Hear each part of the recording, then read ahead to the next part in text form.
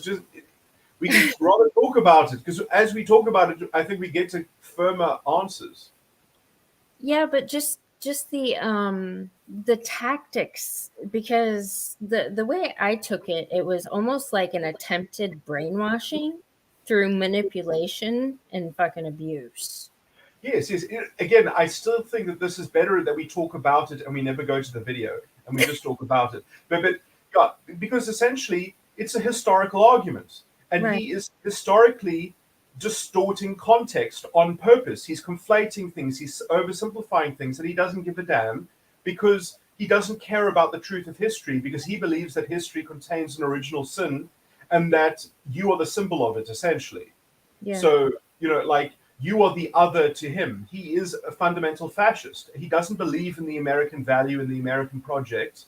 And that's really the thing, that you have to show the clash of values. You have to show that his values, if they are self-consistent, you see, this is the problem, is that because technically they're not doing anything wrong, because essentially they are just imaginatively asking the question, what if history was different? And what happened to my identity? And they are actually saying, I don't know. And you are the reason I don't know. And you have to tell me the answer, or I can get it from you however I so wish. And that can never end. So I get to have a Luciferian projection onto you, and you are the image of evil. And there's no solution, essentially, until I let you off. So he's basically saying, I'm, like Descartes' demon god idea with the brain in the vat. His vision of God is that he's on the side of the demon, and you are the brain in the vat, and he is haunting you, essentially. And he's just trolling you, essentially, and he's trolling you with history, because he obviously wasn't very well educated, or his racist subculture told him, well, you've all been told lies. Your identity is very, very special. The reason why things aren't going our way is not because of immorality. It's not because of irresponsibility. It's because of systemic oppression, systemic corruption. And because America does have problem with its values, there are problems in the system. You can only combat that once you admit exactly you have to diagnose what the problem of America is, and then say, what you say is an exaggeration. It's a fabrication. You are just essentially trying to extract things from the American identity and use them as, and so in some sense they're not doing anything wrong, because they're just spreading doubt. And there is a lot of doubt, because a lot of people do believe in the American identity and they do think it's perfect, and so there are problems, but obviously they're not the same problems as what they're saying. Right. But they're using that as an excuse, that like they found a little flaw, they found a way in, and you're not going to be able to, unless you can develop one accord with them, and you can't force anyone to give you a chord, so essentially he's treating you like another kind of human, and he's saying you're the reason why you are two different types of human, even though, like, yes, there was slavery, but at some point in time, the black family was more educated than the average white family, that was more literate than the average white family. I mean, it's ahistorical. It's completely ahistorical. Yeah, but he was trying to, because he is in psychology. I think he said he was like a master counselor or something. He's worked with CPS, and he's actually done racial sensitivity training for Texas A&M. Okay, let's not talk too much about it. You see, this is what they have done, right? Yeah. What they are doing is not African. They don't stand for the African identity. They don't fucking know it. That's their whole point. They don't know what it means to be African, and it's your fault. That's the whole premise of their stupid fucking argument. So their whole point is something that was cooked up by a French philosopher. Right. They are LARPing French musketeers, and they're saying, all for one, all for one. Why isn't everyone trying to help my identity? Like, my identity's got something wrong with it. Don't you believe in, what do the French say in sorry, I shouldn't make fun of them, but intellectually the French, they only believe in credentials. They yeah. Credentials. Yeah. And so that they are turning your society in, but the French are better, because the French know why they do what they do, because the French do want everyone to be French. They do believe in universalism. These people are disgusting because they pretend to believe in universalism, but they have no idea how to get there, and they just want to enrich themselves on the way there, and they don't care a damn about the historical truth. Right. They don't give a damn. But they, in some sense, they are forcing you to give you the why. They are the Merovingian in the Matrix. You know, in the Matrix movies, the Merovingian, is so sophisticated, and he speaks French, and he says all these things, and he says, but you don't have the answer, and that's like, you have to have the value, you have to have the grounding of why, to actually be able to stand up against them. So they are a fire that is consuming everything in the world, and everything that gets burnt by them deserves it, because they don't have a proper teaching that keeps that institution safe. If an institution is corrupted by these people, it deserves it. It absolutely deserves it. So that's why I say, let them do what they do and just fix the institutions, and actually, structurally rebuff them, because although they're not telling the truth, they are useful. Yeah, but they learn this garbage at the institutions. Yes. So, but you see, yeah, I mean, so the project is different to your country than it is to my country. Yeah. Because in your country, you have to sort of save, like, the American identity is on trial by these people. Yeah. And the American identity, you mustn't try to defend it in history, even though that they are using historical accusations. You need to defend it in the present and universalism, which they also kind of, you first have to ask them, well, are you trying to find universal values? I guess you have to kind of ask them that. But you see, that's the thing. It depends how Luciferian they are, because essentially they don't have to tell the truth. They can say whatever the hell that they so wish, because they're not even, it's all performative art it's all about the grift. It's all about, you have to force them. They're basically saying, I won't do anything, and you have to put up with me until you force me, and can you work out the justice system that forces me to be correct, and that forces me to give me the signal that says you can't spread these lies because it's anti-constitutional propaganda or something like that. But it is, in some sense, it does undermine the fabric of America, and they are under, but America is based on symbols, and you should be proud not of symbols, you should be proud of your values. And sometimes values, if they are actually only guarded and defined fundamentally in the system as symbols, quite frankly, that's not good enough. Because, if you have a system of law that's grounded in symbology, I mean, well, quite frankly, that's not very European from my perspective. Or if it is, it's very French, but not in the good way, in the Napoleonic kind of way of sort of proto-fascism. But so that's what happens when you sort of try to combine the state with brotherly love. It doesn't fit into the worldly container. It doesn't. And when you try to sort of put the things of God into the things of man, we must, humankind is going to continue. That's what man means in the proper language of man. They've made us question language. They've made us go completely haywire. We have to question everything until someone says, no. This is actually a decent word. The definition functions. It works. Yeah. Well, because he kept saying people that look like me, and I've only heard that come out of feminists' mouth. And I was trying to get him to break down, okay, what exactly do you mean by that? Do you mean black men or black people, which includes women? Because the shit that I'm talking about is like separate issues. Because I talk about the relationship between the sexes and all that. And he wouldn't say exactly. Yeah. No, you see, you notice the trickery there, because technically what he's saying is true, but it's not. It's true according to it's a spin doctor way of saying it, because people that look like me. So people that look like me to who? To him, or to who? Right. And so I mean, like, you can say, well, I know black people that don't buy this filth that you're trying to sell, the storytelling bullshit that you're trying to foist onto the rest of us.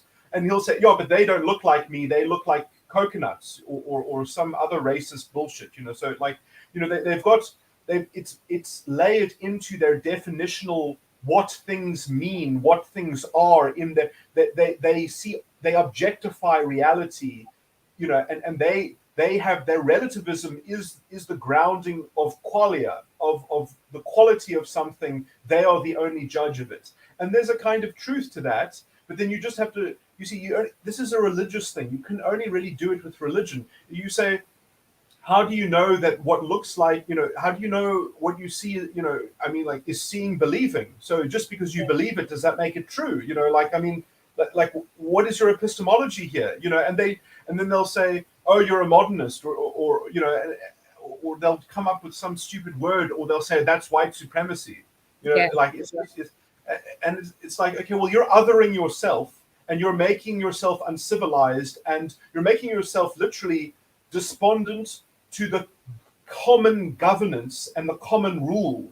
And that is what they are setting up their own nation. They are setting up an alien nation within a nation, and they're doing it to themselves. Yeah. And people are pointing this out to them, and as soon as they do, they'll just use slander, and so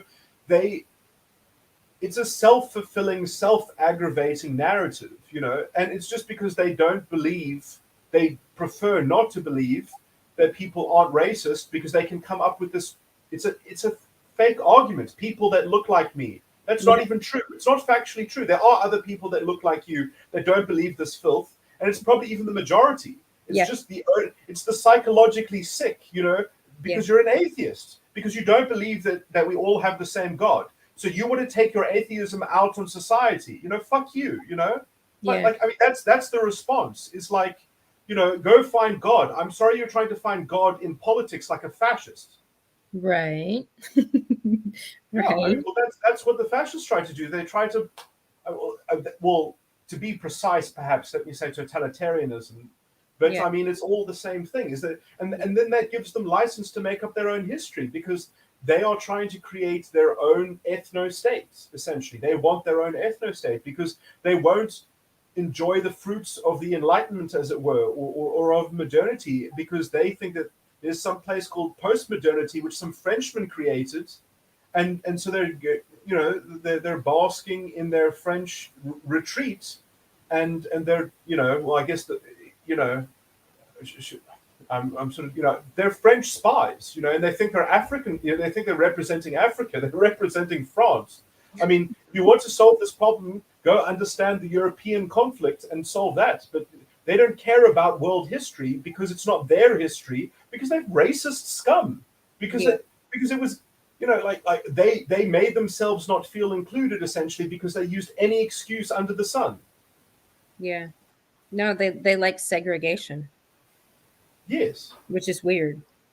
I mean, in the 60s and the 70s, Milton Friedman and used to go all the time to, I don't know the place it was called. I don't know what the American. I'm very bad with geography. Someplace in, was it Lower Manhattan? I don't know. Whatever the place that was. Because I mean, obviously, people of the same class are going to be in the same area. Like, society is divided by class. And then to say that, oh no, it's not class, it's other things. I mean, that's interpretive projection. Yeah. Sorry, I'm back up. So you say atheism, but they behave like some kind of religious cult. Yeah, because they're trying to turn the nation into God. They're trying to turn a national identity into God. And so, well, I mean, I'm slightly elaborating that. I mean, so technically, they're just asking the question, what if? So they're kind of going in religious terms. They're going back in time. They're going back to before Abraham, and Abraham was the father of nations, and so they're going back to a kind of blood magic. as well. But because the in group or the tribe or whatever takes on a completely different character in this. Yeah. So how do Society. we? Well, because people in my country have been subjugated to this racial sensitivity training fucking bullshit from psychology. Now, because feminists have overrun psychology and they're literally allowed to go abuse people and demoralize them and charge them a lot of fucking money and try to make them hold them accountable for the sins of the past committed by people that look like them, apparently. Yeah. And so when they come against somebody that doesn't fucking buy into any of that bullshit, they turn really disgusting. You Like, see, the problem with this is that in modern society, we do not force ethics onto people. We let them believe what they want to believe as long as they follow the rules. And so, as long as you follow the rules, you're civilized. Essentially, that's the name of the game. Essentially, well, on a very low resolution kind, that's the social contract. In sociological kind of terms, right? Um, And there are other rules other than the social contracts. There are religious rules. There are moral teachings, which you have to have a kind of religious inclination there to get into. And that is also how you naturalize yourself into any community. Is that you share um, some kind of like empires are very successful because they have stable common identities, even ones that have multiple different religions, because the religions actually do come into accord. They come into a settled correspondence, and so you have to make peace between these things. But you can't really make peace with an atheist. It doesn't actually work. It does. There are certain religious understanding does work, and it can kind of be. This is very dangerous for me to kind of. There are parts of religious understanding which can be. It does get twisted. Whenever an atheist tries to sort of philosophize religion, you do actually lose something, because you lose the path of how to actually reproduce it in real exchange. So that sort of art has been lost, which is why I also say that these people aren't so bad, because they are bringing this to the fore. This is the fire that is covering the earth, that is being is part of the process of renewal, as it were. yeah. But sorry, I've lost my own thread now. What was I saying? What was the question? Uh, why he's allowed to get away with demoralizing the majority of the population in our country and causing resentment, which will. You see, you've just asked a question now that wasn't a religious question, which Right. is why it doesn't. You see, so it only really works if you talk from a grounding that actually has values that are capable of being shared in. Which then, if you talk like that way in the first place, there's a line in. There's a line into a chord. So if you phrase the question or the answer to the question in a way in which there isn't actually an invitation into a chord, because you can give someone an invitation to a chord without being pleasant to them. If you give them the right kind of rebuke, if you give them the right kind of talking to, you can be very harsh, you can be very critical even. But some people can't perceive that there is a way in, because they don't know what they don't know, and they're ignorant, and they don't have the key to unlock what you said, because we don't talk the same way, because we don't have the same values in the first place. And this is the problem with when people have got corrupt teaching, because the problem is that these people not only have a lack of teaching, they have corrupted doctrine, they have unsound doctrine. Not only do they not have the correct doctrine, they have evil doctrine. Yeah. And it facilitates lust, or it facilitates anything, sexual immorality. It facilitates, because under that general idea of what if, you know, um, now, you become prone to musings, and that's why they create these little terrorist cells where they revel with each other. It's a little Luciferian cult church, I mean, that's what they are. I mean, they're imagining about what if, and if you leave them alone, I don't want to say this categorically, but you don't want to fight fire with fire. You want to fight fire with water. It's Yeah. basically the, and so what I'm just trying to, I guess what I'm trying to do here is impart to you the water that doesn't, because the water with salt in it is going to feed them as well, because then they're going to say, you're just like me, you just don't know it because you can't see, that you're not actually. So, and they'll have something to that, even though that's an unfair criticism to make. You're like, well, if you're not perfect, I can do whatever the fuck I want with your identity, and I can play identity politics all day in my head, and I can concoct whatever gender dysphoria, whatever. I can do anything. I can even take over the democracy. I can do whatever the fuck I want. Yeah. And that's why I say you would actually do very well to listen to not this guy, because this guy is talking in the middle of everything. But if you actually talk to, there's a South African professor.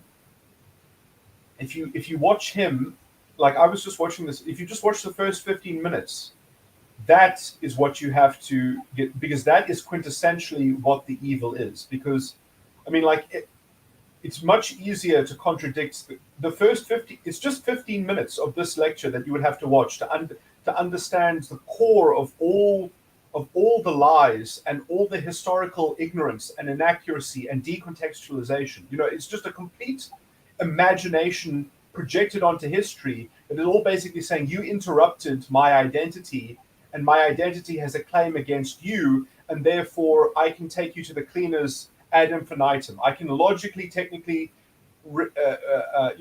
because unless you actually say, shut the fuck up, you're a fascist cunt, and you're unconstitutional, and you should be in jail. And in a decent society, someone with your intellectual ignorance would be a beggar on the street where they couldn't cause any damage. Right. But now you're a professor because we've got moral corruption and because the courts won't stand up for the Constitution in my country. So you see, also a fucking marriage counselor. No, this guy's a fucking counselor. Yeah, but don't worry about it, because the only people that are going to fall for him are the people that belong to that bullshit, are the atheists. Let the atheists identify themselves. It's wonderful. I mean, before they will, at least they're being, like, people are where they.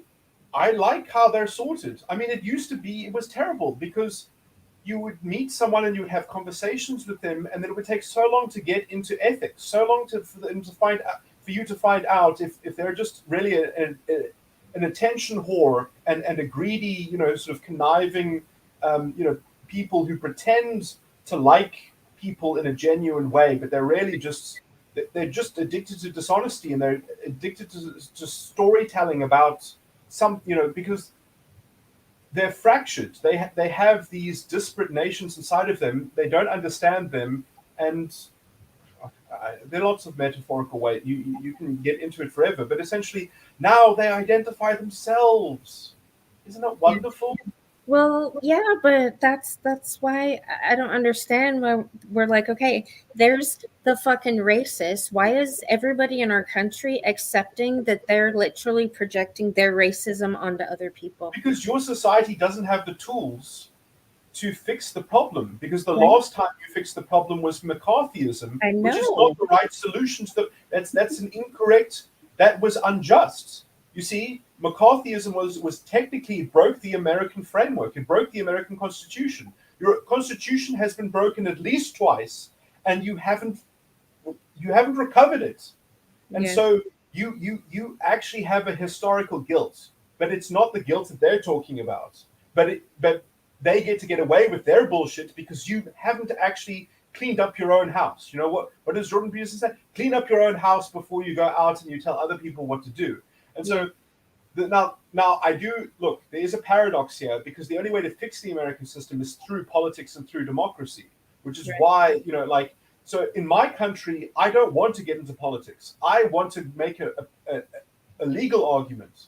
But I also know why the legal argument doesn't work. It doesn't work because the courts have already been corrupted. That we've got corrupted constitutional court judges that have been politically installed to betray the Constitution and to concoct jurisprudence that undermines the rule of law. And so no one has stood up. No one has prosecuted these academics.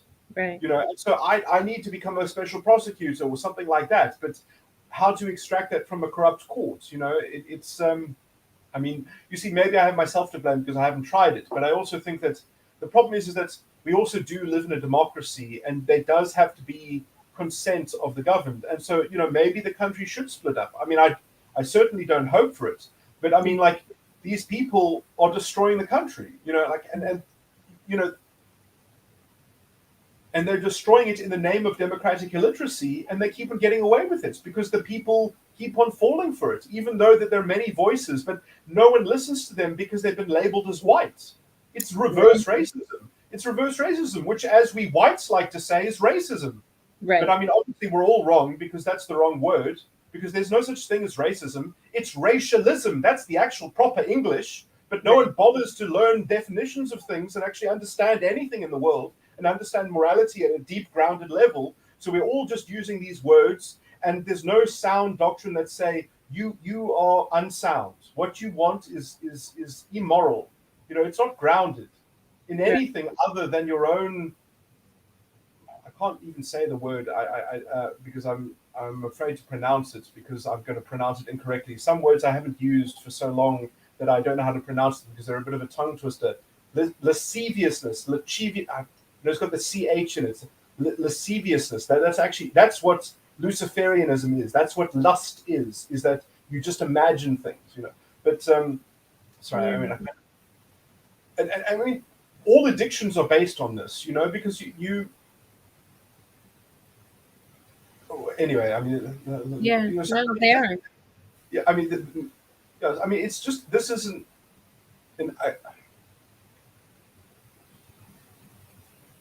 Anyway, but I mean, and I don't mind it because it's on the surface now. At least it used to be hidden in people. It used to take forever to find out if someone was a moral reprobate. If someone, to find the discerning individual. Please, can we all just be discerning individuals? Well, the answer is that some people need teaching to become discerning because they didn't have the proper pedagogy. They weren't raised properly. They were raised by immoral people that normalized immorality. And then they internalized that as atheism because they said that it doesn't. So I wish I had a piece of paper, but it doesn't. Sorry, I was writing this on my phone earlier.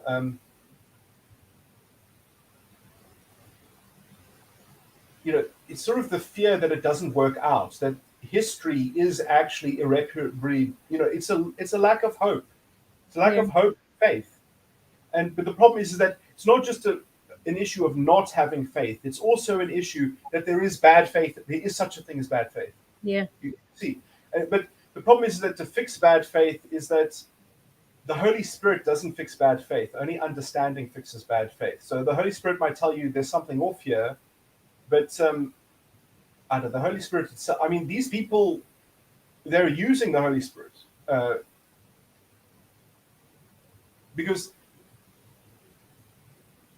well, they're kind of misusing it because essentially the idea is that, look, we know that we don't know everything. We know that we still have to do history. We still have to get there. We still have to, go through things and learn things, and they completely take things out of order, which is why I wanted you to watch this 15-minute thing. Maybe we'll go to it in.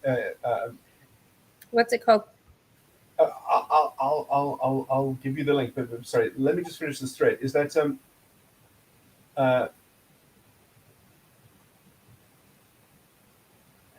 it's sort of the idea that you have lost something forever because of the disorder, because of the state of disorder that people have been lost, that life has been lost. They really don't believe that the spirit has eternal life, so that's sort of all in question as well. But, because they don't know all the mysteries of death. They don't know all the mysteries of all these other things that they don't understand, and they are embarrassed about not knowing, or they don't, or they have resolved on not caring that they don't know, because they've closed the issue themselves, because they've just settled on a kind of, the best we can do is speculate. The best we can do is say what if, and if you do that, you never have why. You never have the grounding, Right. and so it's a kind of catch-22 kind of bind to get yourself in. And you see, in the meantime, sometimes you have to do things that you know, that you feel are wrong, but you have to do them just to survive. And so you do something wrong, and you know not what you did wrong, but you know that you did something wrong, but you have to rationalize it. And then that becomes part of your history, and then you want people to cover up the history, but they still are guilty about it, so they still retain the history. So you have confused history, and you have storytellers, and you develop how to tell stories about how to keep the history alive, because we don't want to lose, we don't want to send a man overboard. We want to keep track of our errors subconsciously, at least, or unconsciously, because there is a hidden hope of resolution. But at least if you're going to do that, be safe about it. Because there's some people that are doing that in a vicious way, in a violent way, in an abusive way. They're making the problem even worse. It's kind of like self-fulfilling, but not only is it self-fulfilling, it's getting worse in some sense. But that's what people do, is when they have a problem that they don't know how to solve, they make it worse so that maybe someone else will give them the solution. And so that's what they're doing, is they're you could say they're unconsciously crying for help. Yes. But, sometimes you might have to, but you shouldn't put them in concentration camps. This is why the concentration camp. The English invented the. Did you know that? I mean, everyone was a nasty bastard in history. Like everyone was a nasty bastard. Let's get the fuck over it already and live in the present. Like, can we not just all get to the negotiating table and talk about how to resolve it? But these people, no, they want to love their identity, so they can't. Because the only people that can reach the bargaining table are people who believe in the same ethical universalism. I mean, that's a secular way of putting it. Yeah. But that there's one God, and we're all his children. To put it in simple, that's the low resolution of it. But you actually have to value that. But you see, that's also wrong, because you see, that's going to anything can confuse your soul. That's what I was saying about beliefs. You have to kind of empty them out, and you have to. The soul only belongs to God. It doesn't. You can't even think about it, but it doesn't mean that you don't have one. So it's a bit of a paradox. But sorry, I mean, it weighs 21 grams, doesn't it? Doesn't it weigh 21 grams? I mean, what does 21 mean? Does that mean the age that you can start drinking alcohol? Is that why they say 21 grams? 21 grams. I don't know. There was some kind of study done that calculated like the body weight of somebody or people after they die, and like upon death, they like lose 21 grams of weight. Okay, that's a good symbol of the problem of this question, because you see, this is why we get into these disputes in the world. Yeah. Is because the earth is made up of like 3 things, and the heavens are made up of 4 things. And so, you're sort of you're cutting a whole chunk out of the story if you cut ethics out of the question. So if you remove ethics from your concern. See, this is how I'm phrasing. You see, it's very tough to phrase. You can't do religion through philosophy, and even sort of, you can point to it by talking about ethics and talking about why it's causing the lack of it. But you sort of, to deal with it one-on-one, you have to deal with it on a private level, in some sense. And that's why we've kept the private and the public. Obviously, nothing can ever be completely separated. But that has been the rule, and it's been a good rule in the West, and we do mix it up a bit, but how we mix it up is we put it in that's what the English do, which I do like the English for doing this. I think it's the correct way to do is they do it in their language, because you see, then if your mother was a bad mother and she messed you up with a bit of abuse or whatever, at least then you could dig yourself out of that by repairing your knowledge of your language, by just understanding English more properly. You can actually think back on what she was saying and think back on all those sorts of things, and you can actually you can redigest history and you can set it out straight. You can fix your bad ethical upbringing. You can fill it in with religion. That's the whole point, and it works with the language. But other people use language for other things. They use language for storytelling and conniving, and for and so to get that out of the language, because a language is part of a nation, which is part of a common accord, which has been fashioned with a bit of salt water in it. And the nations are the things of the world. They're not the things of God. And so the English don't even try. They don't even try to make a they say we have a queen. She's the sovereign. You're not a sovereign. The queen is sovereign. So they've got it in their, it works in their the British history is a very special kind of history, and people blame the English for what they've done, or they blame the British colonial thing. But I mean, put it in context. Understand the reasons why people made the decisions, why they made the decisions to do things. And then other cultures, the women in those cultures, maybe they changed the story a bit, because maybe what was done to them, because life was so harsh and you had to survive, and the way to survive was that, you have to use sex in a way, as a bargaining chip. And so, the kind of history gets distorted, what do they say? History is written by the victors. Right. I think that anyone who survives history is a fucking victor. Thank you very much. We all survived, or all the descendants of those who survived. So can't we say that we all fucking won already? Get the fuck over it. Yeah. Well, no, but these people, these are the same people that want you to give a shit about their past and take into account why they did things that they did. They don't give a shit about history. So why those people did things that they did. Sorry for talking over you. So they want to tell you about how their identity was broken irreparably, or was interrupted, or that they were busy doing something. That's why I wanted you to watch this guy, because he makes it absolutely explicit. He is the king. The guy in South Africa that is the leading voice of CRT. He is the king of this whole thing. He is the center of it. Really? And because if you could, that's why I'm saying that people should help solve South Africa's problem, because if we can solve it here, everyone else will see the solution to the problem, because we've got everyone. We're the most diverse. I mean, you think America's the melting pot. No, South Africa is way more the melting pot. Yeah, that's what Amanda always says. Yeah.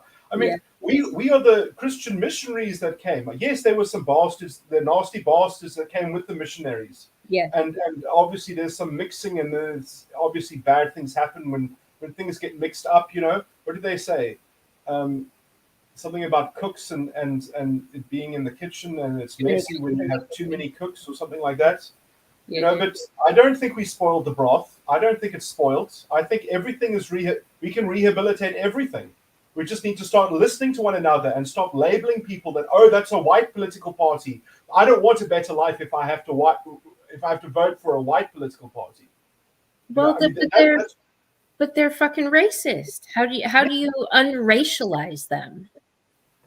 Well, it comes back to this. So, I mean, this guy, he basically says, we don't know. I mean, he basically admits it. He says, we don't know what we were doing. So it's like, okay, we'll find out then. That's not my, if you want to other yourself, tell me what it was that you were doing. If you can't, then say you don't know, and conclude, and be humble, and be honest, and say, I don't know what it was that we were doing when you came here with your colonial experiment. And they want to malign us and call it a colonial experiment. Excuse me very much.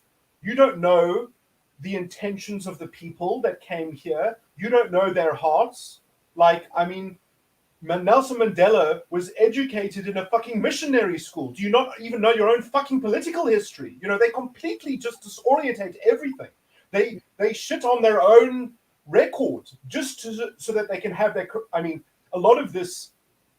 Our government has been infiltrated by spies from African dictators because South Africa was the best country on the continent. And so everyone sent their children to be educated in the Rainbow Nation. And when they saw the Rainbow Nation, they went home and they were ashamed of their own country because they saw what justice was. They saw what real social justice was, what the real spirit of social justice was.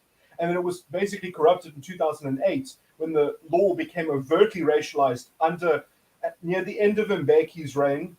He brought in all of this black economic, this overtly racialist stuff that completely, it crossed the line. It crossed the line, and the judges were afraid to do anything because they don't believe in ethics, because I guess maybe they're a bit atheistic themselves, I guess, or they don't understand how ethics come into law in terms of the constitutional framework. I mean, obviously, these things are separate. People have their right to freedom of conscience, but that doesn't mean that justice has to tolerate immoral people that are being unconstitutional and that they're committing constitutional damages and spreading democratic illiteracy. I mean, they're fascists.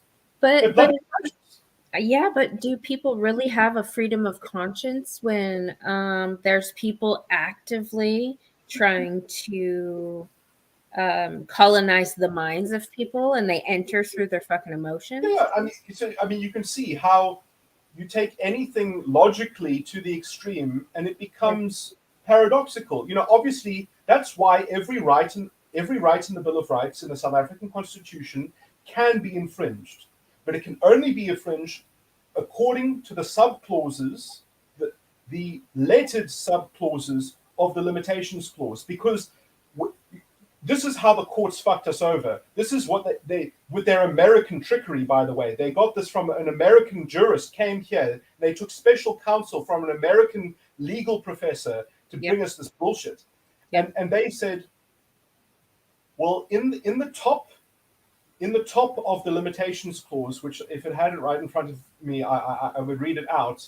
It says all the things that it has to be in accord with. So it has all the symbols it talks about it symbolically. But the lettered subclauses are not the same as the numbered subclauses. If something has a numbered subclause, it's a bit of a logical mouthful for me to try to explain this. I don't know how to present it that clearly. But if it's numbered, it's kind of like it's a necessary implication. I think I can explain it. So if it's a numbered subclause, it's a sufficient implication standing on its own. So that is an exemplification of the above. So if it's a numbered subclause, it's an example. It's a case that is included in the above, but you have to take it in the round. So it's an exemplification. It cannot be taken without qualification and without proper caveat and without proper and due regard for the whole proportionality of the legal system. So now the limitations clause has its beginning paragraph, and then it has its lettered subclauses. Lettered subclauses are all necessarily each one of those lettered subclauses is part of the finding of constitutional inconsistency. And they ignored all of them. They said, we don't have to apply the subclauses because there's a democratic mandate. That's what they said. They said this black economic empowerment, just because it's labeled economic empowerment, can do whatever the fuck it wants. Right. And we don't have to test it against constitutional inconsistency because it's in the name of democracy. Right. And they were told that by an American witch that came, because you've got, anyway, so we got a bit of your American magic spoiling our nation and corrupting our law, because our law was the best, is still the best on paper, is the best league. It's the only legal system in the world that actually has true justice. I mean, what the French legal system, do you know how much corruption is in the French government? It's grotesque. Yeah. Is that a French word? I think, it's so they can, just so that they can believe in their credentials, because they want to know. But I mean, look, they have the French, the French have something to marvel, because, they trust their experts and they come to reasonable conclusions. I mean, in the whole of Europe, the French have got the best state planning. Germany wastes half of their money on Do you know how bad it is to have renewable energy? Yeah. If you have renewable energy, you have to have 100% redundancy capacity. It Yeah. makes you use more coal. It makes you use more fossil fuel. I mean, you see how stupid they are. They can't Yes. even reach their own No, objective. they're fucking retarded, and No, they're but in the power. French don't have nuclear because they trust their experts and they know it's the best. Yeah. Sorry, I was sorry to cut you off there, but I was just making the point about the French. So they do have their efficiency, but it comes at the cost of justice, sadly. Which, oh my word. I mean, sorry, I interrupted the point that you were making. No. I was just saying how much, they emotionally and mentally rape people here, and the people with the degrees are the ones that are doing it. So. But I'll say this as well. But this is because in France, the French language is assimilation. Like when you use the French language, like if you try to speak French, you have to know what decade you're in and what place you're in because words change their meaning because that's why all their nouns are gendered so that when they use slang, so like, English is, you see, when you swear in English, you are profound and precise. When you swear in French, it's like what the Merovingian says. It's like, what did he say? It's like wiping your ass with silk. It's like using silk toilet paper. Because that's why French is the language of diplomacy. Is because you can always dig yourself out of the pits that you. But when you swear in English, it's definitive in some sense. You really have to hit the target. Otherwise, you look like a ponce. I don't know, like a ruffian or like a villain. You sound like a villain if you try to swear in English. But you see, this is why America had to sort of blunt that a bit. That's why you have your American English, but. Or some people don't even call it English. They call it American. They don't speak English. I speak American. Right. Yeah. Anyways, I'm trying to spread the teaching of English into the world. King James Bible, please. And some people get out of the King James Bible just by changing their local language, I guess. But sorry, going all over the place. Should we play that first 15 minutes? Yes, I'll give you the I guess if you're not going to suffer through any of this conversation. I just thought it was interesting that this guy was literally trying to make me feel white guilt. And he was using very shaming language. So there are a lot of booby traps in here.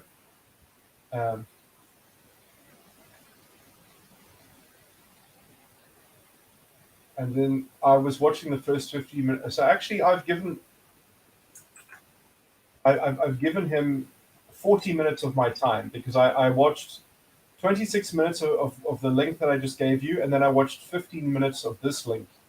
And it's probably maybe the second link is what we should just jump to if we don't have enough time. But maybe we should watch the first 26 minutes of the one and the first 15 minutes of the other, just to get a kind of well-rounded sort of context. Yeah. Yeah. Let's watch the first one first, and then I gave you the second one, although it didn't appear as a link. Where did you send it? Discord? Yes. Sorry. Oh, okay, open that up. Does it help you on your computer? Discord helps me transfer things from my phone to my computer. That and Google Keep. Yeah, I did use Discord for that too. I must say, I love those tools. Those are my favorite tools that link my phone with my computer and that help me sort of integrate all the messages that I'm sending and correspondences that I'm having to people. Okay, so the first one first. Okay,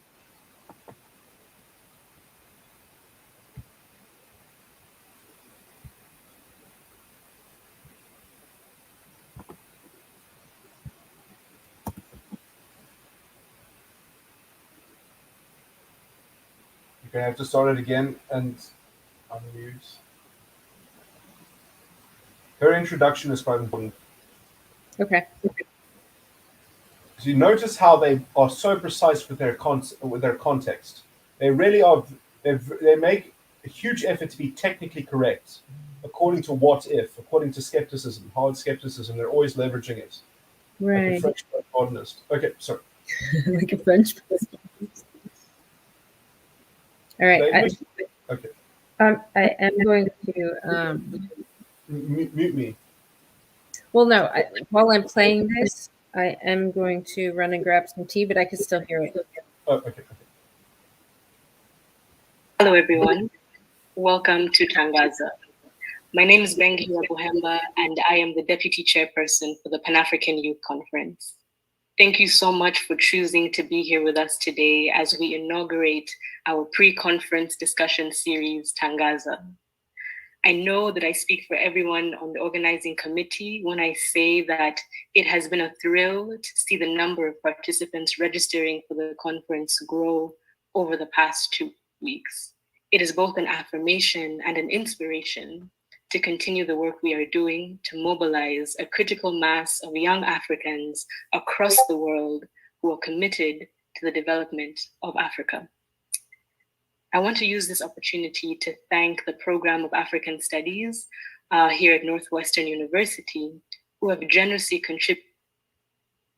Sorry, Psych. I paused or I muted you. Oh, you did mute me. Oh, okay, great. I just wanted to say that you see how vague their opening purport is. You know, Yeah. they keep the ambit wide, so there's a lot of games that can be played. Yeah. They don't have an ethical starting point. They have a question, and when you start with a question, oh man, I had a whole writing about this. Well, she was getting affirmed that she had so many participants signing up. Like that affirmed her.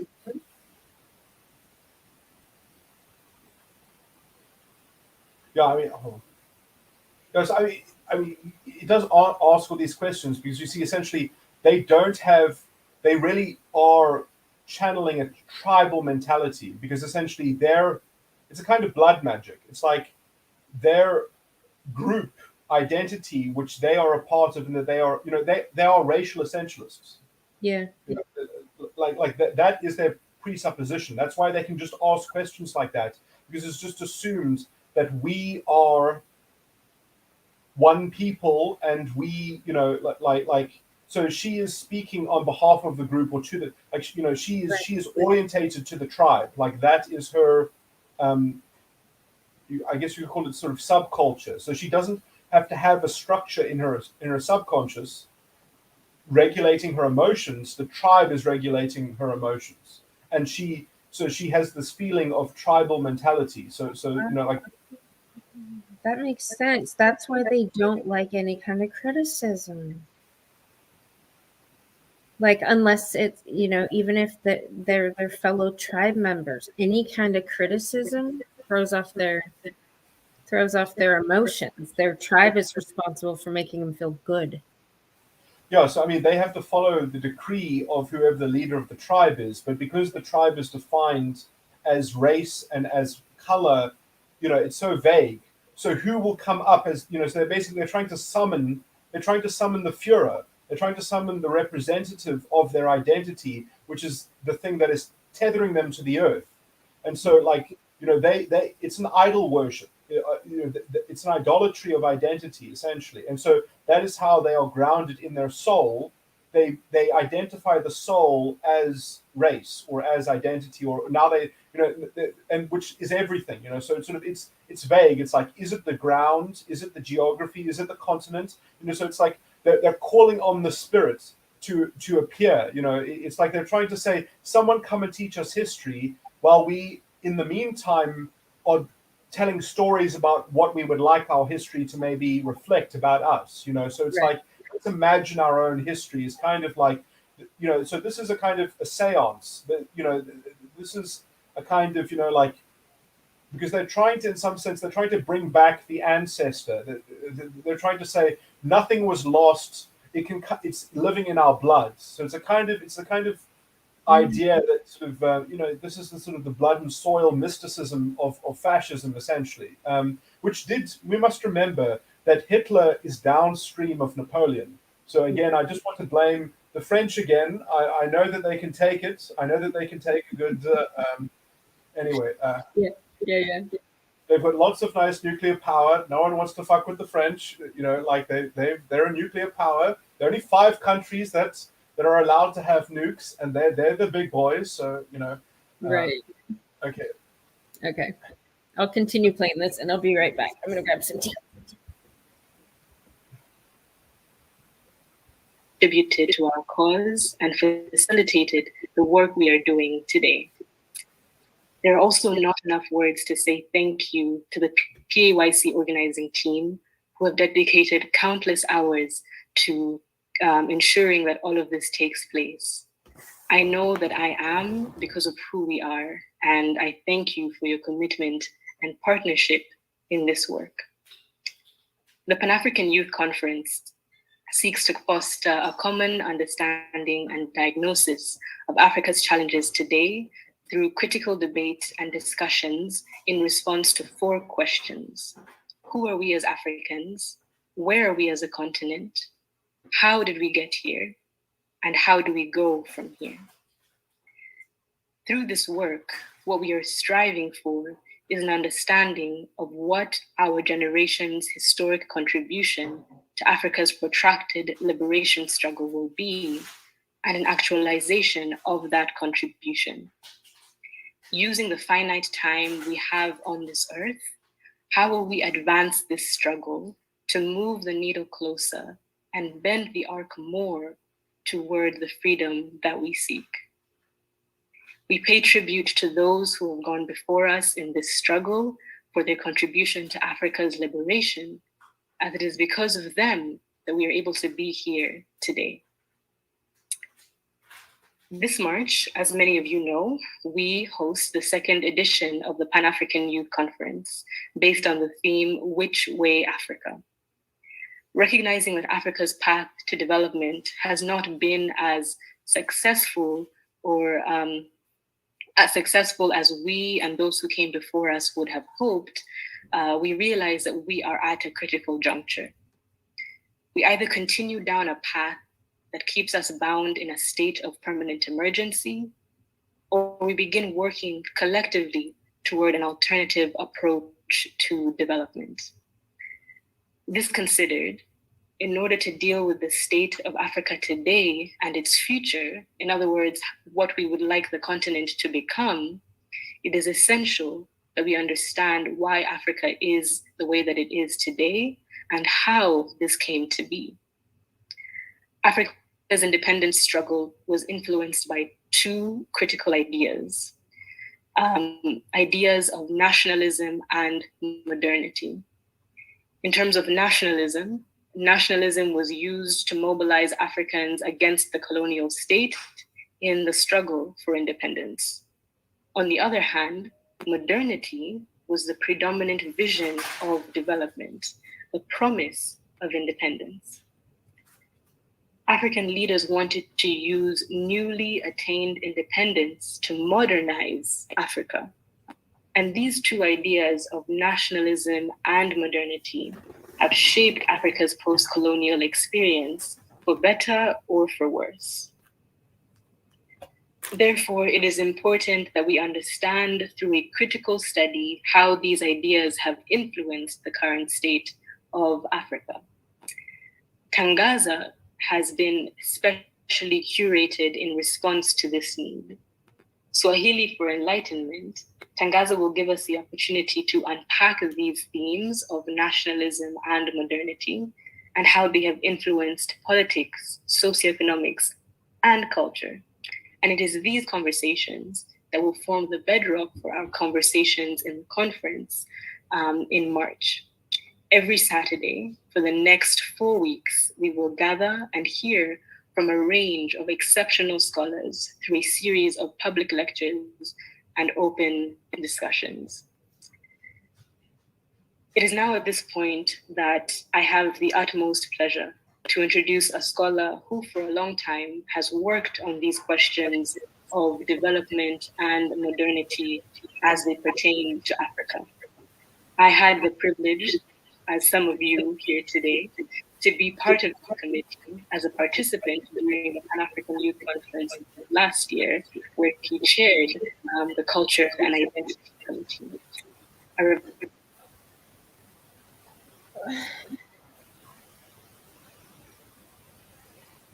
It's about to start.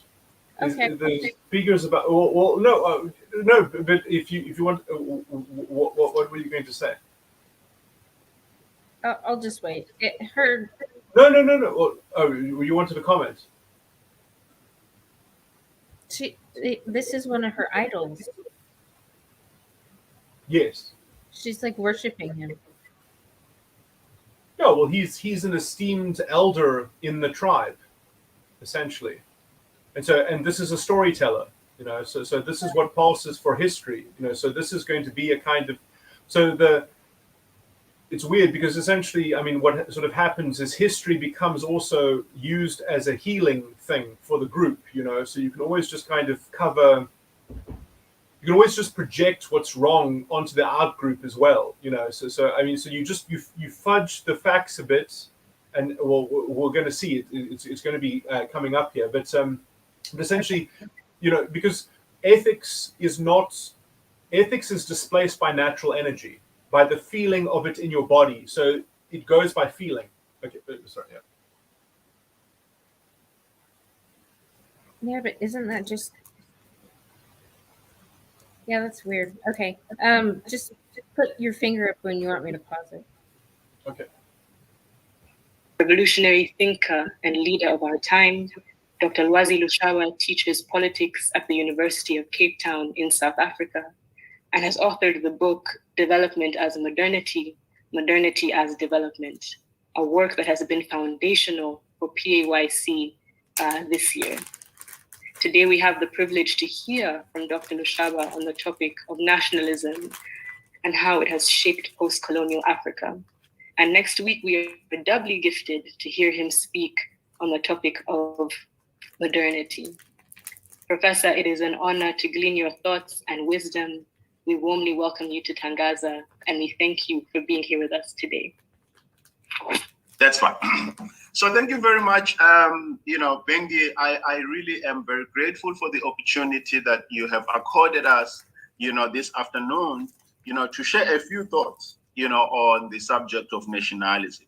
I equally thank your core, workers, in the, Pan-African, in the PAYC, the chairperson Trevor, for putting together this very important, session or series rather, that will eventually lead us to the conference, in March. I do think that, your efforts towards making sure that by the time we get to the conference, we have an adequate grasp of some of the concepts that we are going to be working with, that are going to provide a handle in answering the questions that you have posed for the conference. How did we get here, and where do we go from here? I think that the session today is going to allow us attend mainly to those two questions. How did we get here as the continent, and where do we go, from here? My other joy, of course, the other source of my, excitement here is that I do see that there are Yeah. Okay, so I've only watched 26 minutes of this, so it'll be very interesting to see if I'll never watch all of this because it's just too dirty. It's just too ignorant, and it's too slanderous, and it's too fascistic and evil that it's not worth my time. But from the 26-minute mark, I can tell that what he has just said is a lie, because he says, "I'm going to." We should go look at that again. Just go back. The framework. Maybe, No. I think it's like 10 seconds. 10 or 12 seconds. Those two questions. How did we get here as the continent, and where do we go, from here? Yeah. Sorry, go a bit before that, because he makes a promise about the conclusion. Right. I just want to basically say that by the 26-minute mark, he says that they don't have the answer. He says that we can't, like, we don't know, essentially. Yeah. So I just want to point this out here, that this pseudo atheism, academia bullshit, or whatever, postmodernism, or whatever you want to call it, can only operate in the vacuum of knowledge. It can only operate in I don't know. I'm making that claim here. I mean, so that's a claim about this approach, which is a nonsensical approach that has no grounding. It has no legitimacy whatsoever. It's based on French philosophy. And so I don't know why these Africans want to laugh as French musketeers, but anyway. But, by the time we get to the conference, we have an adequate grasp of some of the concepts that we are going to be working with. Provide a handle in answering the question that you have. Working, that are going to provide a handle in answering the questions that you have posed for the conference. How did we get here, and where do we go from here? I think. Okay, so actually, you see, he didn't. I was wrong. Yeah, he's technically, he didn't promise. He didn't promise an answer. So you see, he's an honest intellectual, I guess. Then like he actually gets away with it. But then, really, by the 26th mark, he even tells us we're looking in the wrong place. He admits it. He says we don't know what we're talking about, and we have no idea how. Well, I mean, he doesn't say that we have no idea how to get back. But you see, this is what makes me think that he's a bit of a double agent. Because, and this is why I think that this guy is the key, because I really think that he is the king. And that's why, like, if people would help us solve CRT in South Africa, but I mean, a lot of people, don't know about South Africa. You don't know about our legal system. You don't know about our history, but anyway, but he's going to go into a lot of history, and how he cuts it up dishonestly, I'm going to sort of fill in some of those, because this whole framework only works because of the distortions and the slander and the conflation, and into saying why we're justified to operate as this kind of blood and soil fascistic, sort of French-inspired intellectualism, that has sort of revived itself, and why people shouldn't be in a universal identity and share in the Enlightenment. So he's saying, we don't want the Enlightenment is the presupposition here, which is also why what I'm saying is not relevant, because the only way to bring anyone to the Enlightenment is to share religion with them. But there is also a lot of religion in this country, but obviously not in the political space. So that's why we've been taken in the fascist direction by these people. Mm-hmm. Anyway, sorry. Let's continue. That reminds me of what the feminists say when they're like, okay, so our job is to reimagine or imagine what we could imagine our future to be like. I'm like, what the fuck?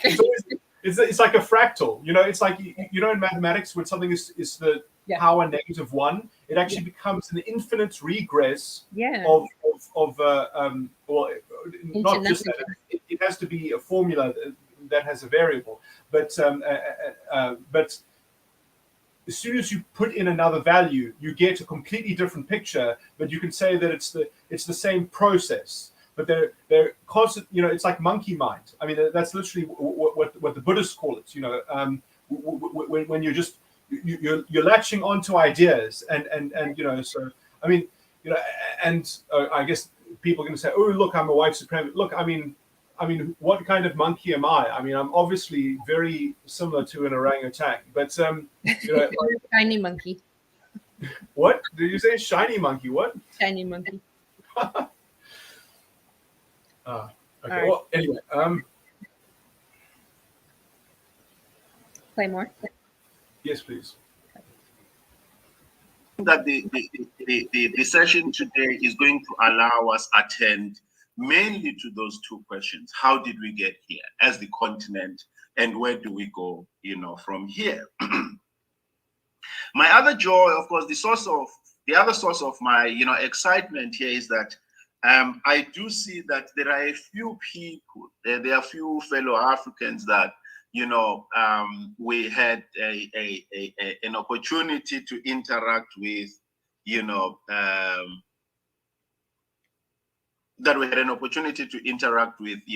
the session that we held last year. I'm very excited, to see that we have, some of them. Oradile insists that I must mention that, she was there. And Nadine, from Egypt. Oradile joins us, she's from Botswana, but she joins us from the US, if I'm not mistaken. I'm very pleased to meet many other people who were here last year also that I may not, have encountered as yet. Now, all of that said, allow me get straight into the subject today. The subject of nationalism. Now, as you would see, the theme of nationalism is very closely, or we are going to talk about it, in a manner that brings it into a very close relationship or dialectic, between itself and yet another concept that we'll deal with at length next week, which is the, idea of modernity. At this point, we might not see, it might not be very clear what is the relationship between the two, but in a moment, you would see why, we are going to discuss modernity, nationalism together, with modernity. The text that we are going to base our... You know what this reminds me of, Psych? This reminds me of like a magic show where they're talking and they're like really building up the suspense, and then it's like, ta-da. No. That is actually a perfect analogy, because that's exact. I don't know if you know about stage magic, but it has very, it has a kind of ritual to it, and it has a history, and in some sense, it is actually, that's what this is. That's where we put, as a culture, we put fascism into stage. We call them magicians, because, and then they,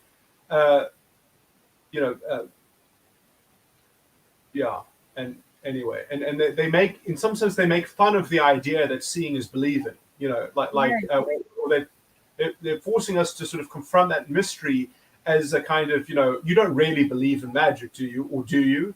It's sort of the whole kind of point is, why are people interested in that kind of showmanship? But yeah. People like to be entertained, I noticed. This is a hotbed of reveling, so this is the inspiration this is the permission to go reveling and to go musing. And you do need to muse things when you don't understand things, but the things that you need to muse in some sense are the first things first, which is like a kind of understanding. And that's problematic because, as I said before, like some people, they have salted teachings and they need, so they do need discipline of some kind, or they do need some kind of pushback that is pedagogical, which is why, we put safety first, and we put safety first for good reason, because otherwise life gets lost, and life gets lost anyway. But in some sense, using law as a rule, using law as the measure, and then we can discuss about which law is correct and which law isn't correct, but sort of the idea of justice is completely impossible without that's my submission, obviously. I claim that justice is just a meaningless term unless you actually ground it in true belief, as it were. Or a true understanding, rather, because beliefs themselves are just kind of are the vessel, or the ship, and so people have beliefs because somebody they trust them told them that shit. So you do have to empty the basket. They have this in religion all over the place. There's sort of, you can't put water into a bowl when it's already got something else in it. You have to empty the bowl first before some people. So these are the people that are they're sort of half full. So they're like, well, we need to finish filling the bowl before I know what I've got, so that I know, before I lose it, or, and so they're dealing with that kind of. So let's create our own religion in the meantime, because the idea is that filling of the bowl is the project of history, and it's the forever future. So it's like your history is always in the future. Like the history of your identity is the medium of life. So you just sort of, you live in your blood, and you are being bred by the spirit of the time. The zeitgeist, sorry, but the problem is that it essentially is a form of animism on some level, because then you're experiencing the divine as kind of natural energy and natural feelings and natural metaphors, and so you don't have enough containers in the world to actually contain the soul, and you actually have to that yourself by throwing out everything out of your container in connection with your idea of the soul. So the soul only belongs to God. And so, which is almost like,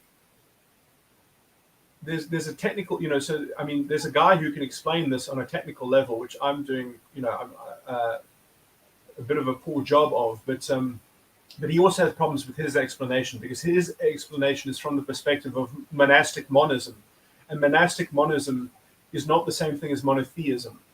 And so he does, I believe, have problems in teaching. I don't think that he has the ability to teach. He can only teach other people like him, and then he ends up sort of creating a little, So, Who's this guy? I'll give you a video to him, but I'll give you the video to the one where he actually explains this, because I was watching. It was a very recent video. He's always talking about metaphysics and things like that. Sometimes everything that he has to say on the topic is, in my view, very inspiring, I mean, I don't listen. I can't say that, because I only listen probably to like maybe 5% or 3% of his content. But whenever I'm attracted to click on the title, I always feel like,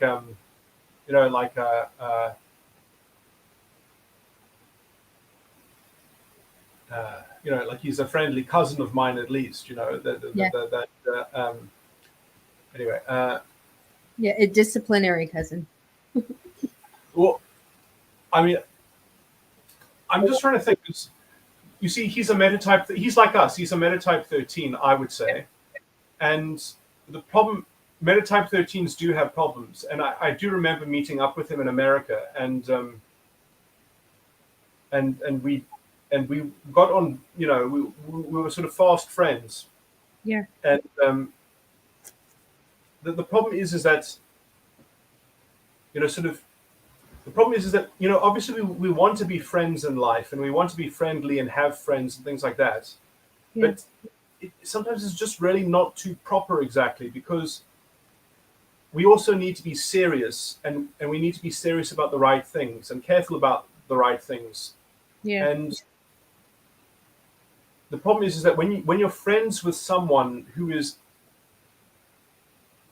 friends of the flesh, then by association you might be sort of supporting that, and so you have to be careful not to be friends with people that are friends of the flesh. And in some sense, everyone is a friend of the flesh until they are properly cleansed, and until and so it's quite a high standard. And so it's really about sort of, are we going in the same direction, and can we help each other, and sort of that's and so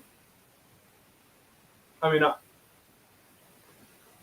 Because I told him frankly, the problem is that when he talks, and even when he was talking to me, he was agreeing with a lot of everything that I said, and he was very astounded about how well I could communicate it. And then when he was describing what I was saying, because he was answering me, I was like, I don't even follow what you're talking about. I don't even hear what you're saying. Because you're using words that I don't understand. Like, define these words, and he would define them, but how he would say the definition, it was sort of empty of content. It was empty of meaning in terms of his conveyance. He wasn't able to actually impart he wasn't able to sort of define his terms in a way that so it's like, and because how he spoke wasn't substantive, it didn't seem substantive because he was relying on a private idea which he wasn't animating, he wasn't sort of conveying. And so very subtle, it's very, very subtle that to use natural energy as a conveyor. And then if you use natural energy as a conveyor, which we have to, we live in the natural world, we live in the earth, but we are having it, but there's something happening on the earth, that is spiritual as well. And well, the spirits is actually, anyway, I mean, the spirits. Anyway. But, you see, I'm sludging into doctrinal issues, which I haven't even.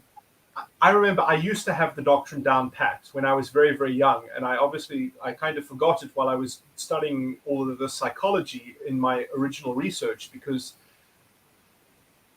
knowing too much can hold you back, because you need to try things out, and so you actually have to. What I worked out was that I had to emulate dread and loss, so I had to sort of work out what's wrong with people, but I had to emulate it in my own mind. So I had to use my apparatus to work out what is the fault and what is sort of the effect, and within the models that I had created, and to make order of these things. So I mean, my whole project is essentially mapping out the map of Earth and Heaven. Essentially, I mean, that's the 17 model. But anyway, so all of that is very sort of esoteric and things like that. But it is necessary to sort of. Anyway, I'll check out that guide because I'm curious. Well, because I might have to translate from this. Oh, sorry, I didn't give you the link. Yeah. But yeah, this recording is very good, and I actually commented. I left 2 comments on this recording that he made. I'll have to find it from my history. Sorry. And by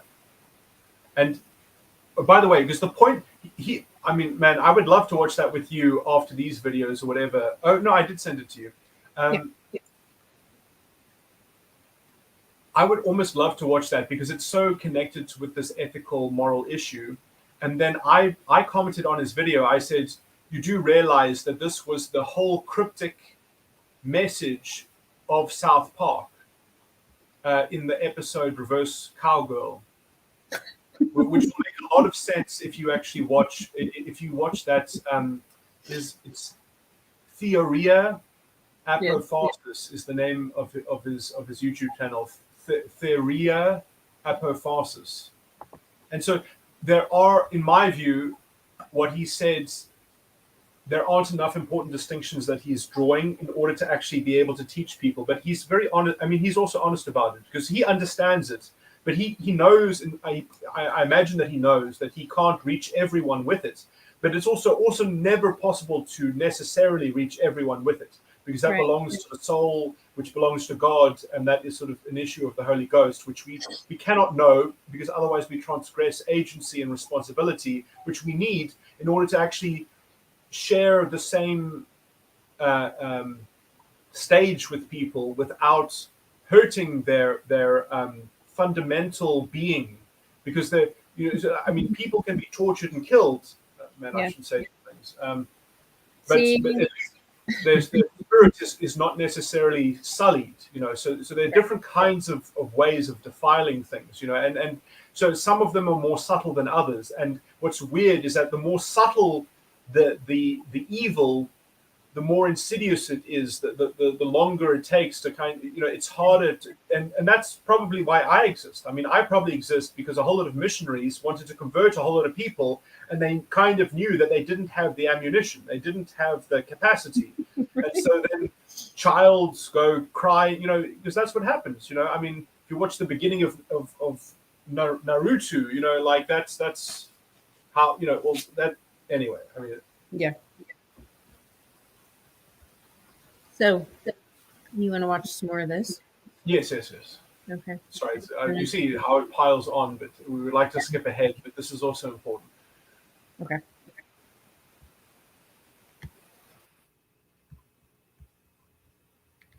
discussion on today, I hope has been, made available, is a text by, Partha Chatterjee, who's an Indian scholar.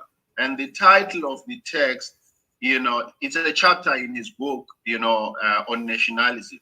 The title of the chapter is Nationalism as a Problem in the History of Political Ideas. But in addition to this, text, I'm going to refer to 3 other texts. And I do want to mention this text because, I won't be able to return to mention the titles all the time, but we'll refer just to the authors. So there are 2 texts published in 1983. One is a text by, Ernest Gellner. It's titled Nations and Nationalism. It's a book by Ernest Gellner, Nations and Nationalism, published in 1983. The other text that we're going to refer to is a text also published in 1983 by Benedict Anderson, titled Imagined Community. Now, these are the 2 other texts that we're going to weave into our discussion, of nationalism as we proceed. And so if I say Benedict Anderson or Ernest Gellner. Psych. Is this why they call those bullshit degrees that people get from the universities underwater basket weaving? Oh yeah, I guess. Yeah, weaving. Well, if you define an issue so broadly that you can just kind of with putting, so it's like it's like what was the name, Gene Pollock or whatever, so you just do rubbish as art, you just kind of mix and match, anything will do, because we're just looking for inspiration so that we can say what if I, because I mean it's all about their identity, so they're not just saying what if, they're saying what if I, yeah. Yeah, it's funny. 1983 though, that's strange.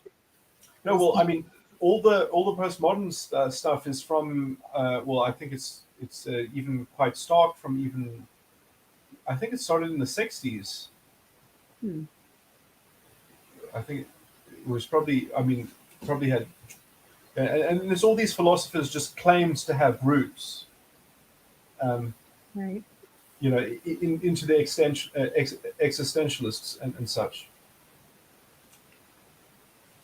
But instead of solving the, so they're coming in an academic tradition which has a lineage which they don't even understand the context of, because they just call it white supremacy, right? And then they don't say, okay, well, let's just go back to the forefathers then. Let's go back to the existentialists and say who was right and who was wrong, and let's resolve that problem before we. So to even, so you're even going to move. You're going to move the goalposts. You're just going to keep on moving it forward. And now it's what if I, yeah.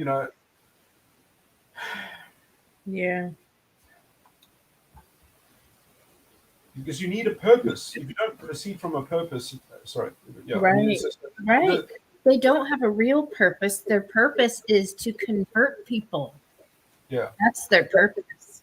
If we go to the bald, fat monkey man guy, afterwards, then if I translate him, I think I'll be able to be more precise, but I'll also criticize some of his language and also show how the Indian polytheistic language is tied to their use of language, their cultural sort of context of language, because it's very evocative in terms of how things sound. You can even see it's even, people say, this guy will slander Europeans very closely. He very soon to this, he's going to start saying, or maybe it's in the other video, he will start saying, you only see things from your European perspective. How little he knows, how ignorant he is. Do you know how much English is informed by it?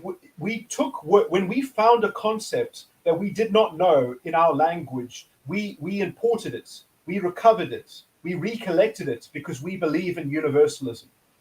We believe in that, all due respect for what deserves respect. Thank you very much. And we took so many words from Indian mysticism. We said, oh yes, we'll have those, please. Give us your treasures, because we don't think that we know it all.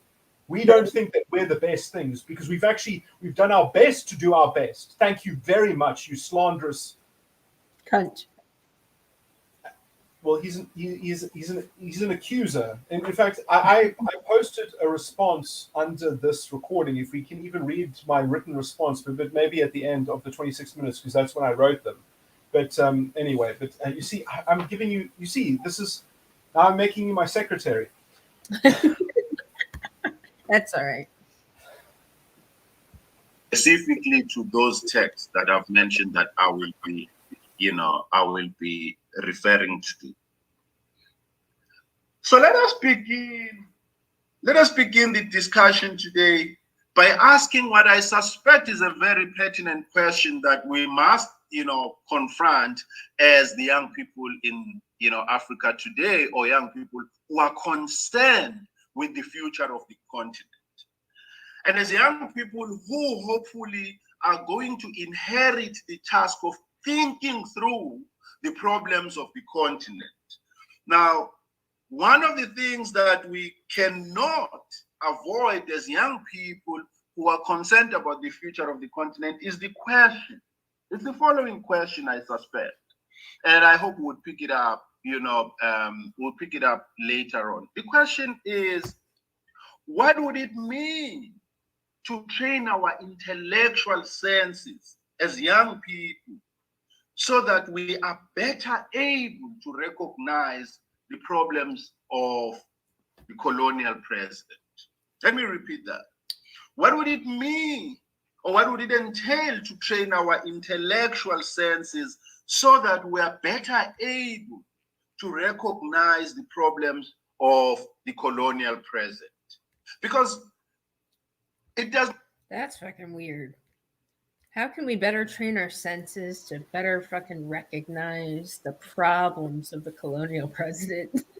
Yeah, how can we become more micromanaging and more fucking Well, you see, as a kind of metaphor, if you follow his whole argument as a kind of metaphor, I can even say that this is a very clever atheist. It's a very clever, dangerous atheist, because all the things that he's saying are to stupid people out there who don't follow the context exactly. I mean, this is essentially dog whistling for. I mean, to call this that the government of the day is the African National Congress, but he's calling it a colonial presence, right? Because somehow he shakes his magic 8-ball and he says, well, so he's going to self-other himself, and he's going to say whoever inherits this place. So he says, so technically he doesn't say who this place belongs to, and he doesn't say who an African is. So I mean, so try to find my first response. I'm not sure if it puts the first one first, so I can't actually. I need to zoom in. This is 6 hours, and this is 5 hours. Oh yeah. The 22 one is the second one. Yeah. So no. Go to the first one first. Lower. That was the one I posted first. So if you can just read, what does it say at the beginning? The reason why Africa hasn't developed a simple lack of monotheism. Thereby, sexual immorality and cultural self-poisoning, self-destruction, lack of being able to properly, cogently talk about ethics. You see, that was the watered down response. I had a first response which YouTube rejected because it had swearing in it, and that one started differently. So that's my private comment on this video cannot be made public because YouTube does not believe in sharing, I guess, to make the private public, even though these people can do whatever they want with the private and the public. They can mix and match as they so fucking choose, but right. I can't even respond on this platform. And they're gonna anyway. But so I just want to make the point that they're self-othering as the products of French intellectualism, and they use the tools of French intellectualism to then call this the colonial present, while we are ruled by the African National Congress, while they are still making up their mind as to what they lost in terms of their identity as people are starving, as people are getting badly educated, as everything is falling down, they just keep on talking about how capitalism is the problem, not the fact that we have a government that just steals. I mean, the government is on another scale. I mean, this is, I mean, it makes you wonder, how you can have people voting for such a corrupt government. And that's because these people are keep on pointing at political parties and saying that's a white party, while they constantly complain about the colonial presence. Well, what about the colonialism of the African National Congress? I mean, if you want to call it white colonialism, I don't see how you can call rulership of the African National Congress white colonialism. Right. I mean, it's a fucking predominantly black country. Yeah. So if you want to call it the colonial presence, then I mean, surely you must separate it between the white colonial, because I mean that they keep on using white as a container, as an identity that they keep on relying on. Yeah. So they talk about white colonialism and white supremacy, and then they label that because they feel it. So as long as they feel it, it's true, I guess. Yeah.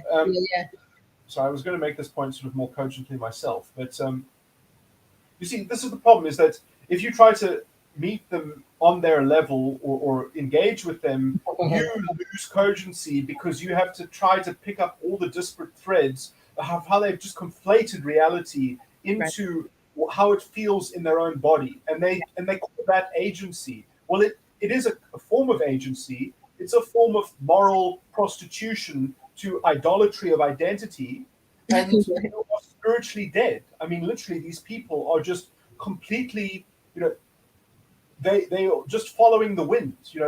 Anything that will scratch an itch that they have. So it seems like it might be appropriate. So they're just going by feeling.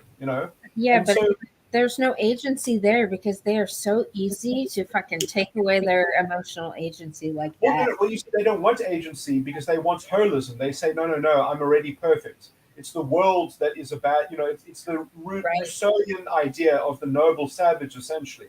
And so, they don't know how, that's the problem of following French intellectualism, is that sort of the heart was in the right place, but sort of the problem is academia gets filled with atheists, and as soon as you have atheists sort of trying to do morality, they take shortcuts, and then you get sort of false teaching, and you get corruption, essentially. And these are things that in the academy, you know what a professor. I mean, in the other comments, I guess people could have read that if they wanted. They can pause it and read it, so we don't have to go through it. But in the other comments, I call him a professor in full titles and quotation marks, and he won't even understand that reference, because professor actually means something. It means a professor of the faith, and he is faithless. The whole postmodernist framework is fundamentally faithless.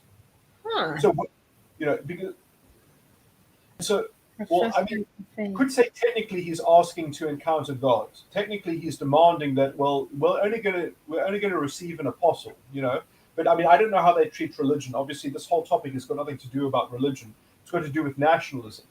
And so it's interesting that technically, in some container, I can agree with them, because yes, there is something wrong with nations. It doesn't mean that we should get rid of them. But it seems like they're using nationalism in place of religion. Well, technically, all he's doing at the moment is questioning it. He's just questioning it with suggestive language that associates what he feels is wrong with the world. So he just keeps on having this vague, nebulous accusation, which is everything is. So the only knowledge that he is sure about is the knowledge that feels true according to this frame of reference. Yeah. Doctor. I think I'm at the point that actually, I did have a cogent way of saying this, and I kind of lost it, and so I just rambled a bit. But basically, I'm saying, why doesn't he make the distinction? You see, it's ad hoc. Whenever what they conflate and what they distinguish between is just whatever is convenient, whatever helps the story unfold, whatever helps you keep the low grades, because because you shouldn't disrespect someone if they've got a beard and they look older and then they look like that they're the same color as you, because that means that you should respect them, you know? Well, if you want to go that way, then you can't really complain about rape too much, because if that's going to be sort of the whole natural sort of energy thing, you know, which will be the thing that, like, I mean, you get this is where all the rape accusations come from, because it's all a kind of it's all a trap, you know, like you didn't actually get explicit consent, therefore it was rape because I didn't give explicit consent, even though, you know, like, you know, it's that kind of, it's retrospective redigestion. You know, you can change reality. You can selectively edit what parts of it feel true to you, and that's a fine way to construct history. That's a fine way to be honest. That counts as being true to yourself.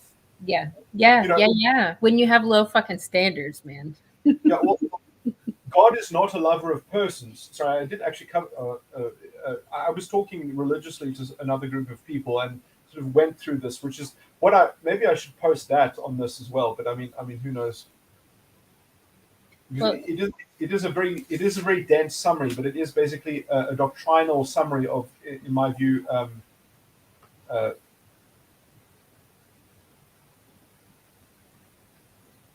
some more. yeah. I guess this is It's not necessarily follow, and you have to, you know, believe me, in this instance I've seen enough of well-trained and well-educated, maybe well-educated, not well-trained, or well-certificated people, you know, who do not possess the simplest of abilities to be able to decipher the problems of the continent. Now, it does not necessarily follow that when people have gone to school will necessarily offer us useful ideas about how to get out of the present malaise that the continent finds itself in. And I want to suggest as I proceed that nationalism is largely responsible for how we got into the quagmire, so to say, that we're in today. And how did nationalism get us into this problem, and what is the problem?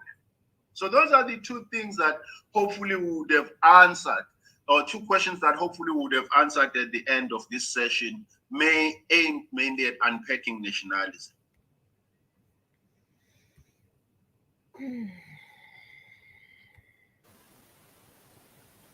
Sorry, I was just trying to signal you to mute me, because, you know, sort of I'd be terrible if someone's watching this and that was all distorted, because I really don't know how this sounds on YouTube if there's reverberation. No, it was okay. But how So are you hearing you? nationalism is the devil. No. I mean, he's going to go into it, I guess. But yeah, I mean, he is basically saying that it's European, which is very ignorant of him, because, you know, nationalism, nations are Abrahamic. You know, like they're sort of 3,000 years old kind of thing. Yeah.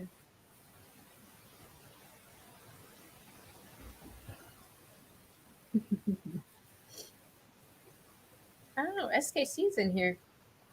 He's about to get to it. You see, he has to use so much conditioning Oh my on the God. language, because he can't talk directly about a subject. Right.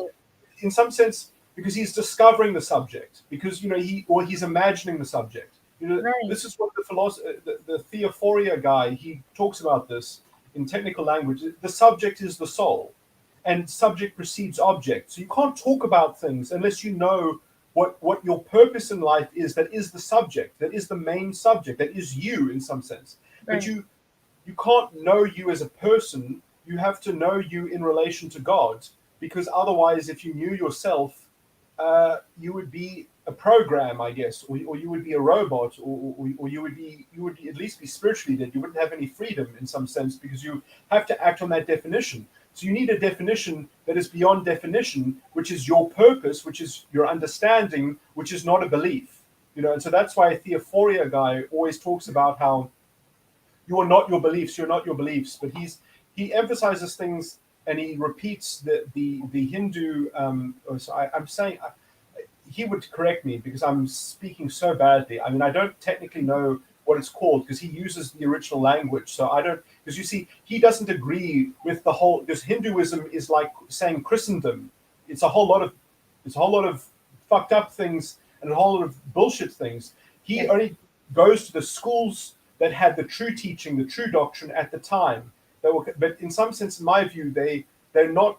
Maybe there were teachers that understood what they were saying, but I don't know that they were actually able to transmit it, because I see tiny technical problems which are like roughly true. So it makes me think that they didn't actually have it written all out, or if they did, they are referring to it off the cuff in terms of the records that remains, or something like that. It seems to me that it's slightly off. Just looking at my original research, and obviously my original research is not mine. It's a recollection of what was being broadcast by God all the time, and I'm just trying to make it visible, and I'm just trying to make it visible to myself in a form that, because there are two ways of understanding things. Is that you can get by proportionality. You can get by being on the square, So if you don't want to do the wrong thing and you just want to do the right thing, as long as you're proportional in some way, you can work out the proportional formula of the truth. But it's not the true truth. It's not true knowledge. It's a kind of meta knowledge. And so it's kind of inexact, but it kind of maps on. But that's what the natural earth is limited to. We have to use the beasts of the heavenly beasts. We have to work out what the basic archetypes are, the basic structures are. That is the medium it gets very technical. In fact, it's much easier to do this. You see, it gets very tricky. Because in some sense, I'm trying to synthesize monastic monism that I've just listened to and the Christian doctrine, and it doesn't actually fit, which is kind of my point. Is that it actually is a mismatch, and it changes the whole context of reception. It changes the whole because you see, you can't tell people the truth. They have to realize it themselves. They have to actually do the work themselves. They have to do the meditation themselves. And they have to, I just like to tell people, and they can take it or leave it. If they leave it and they make terrible life choices after that, they can be shot. Yeah, well, anyway, so I mean, I keep on bringing up, so in some sense, you have to understand religion first from the subconscious, which is that, like, it's basic first, which is that, there is one God, and the Trinity comes later, and the Trinity isn't three gods, but the Trinity is that there are three ways of witnessing the one God, and you have to understand sort of how heaven works, which is a kind of is metaphysics in some sense.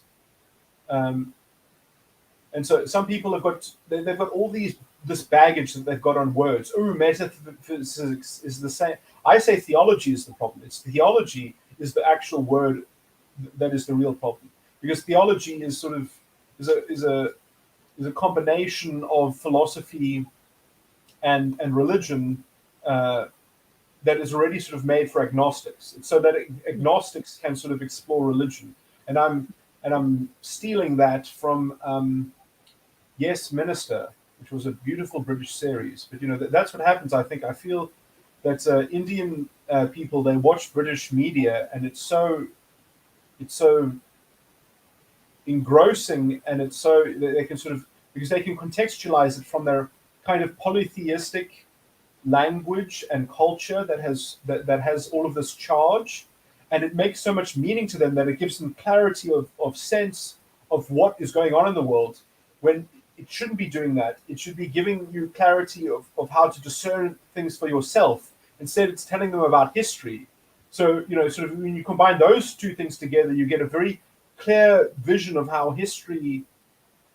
I'm projecting a bit here. I mean, obviously, I'm sort of speculating a bit. But I think that when your language becomes your polytheism, it's problematic, because it sounds too close like the real thing.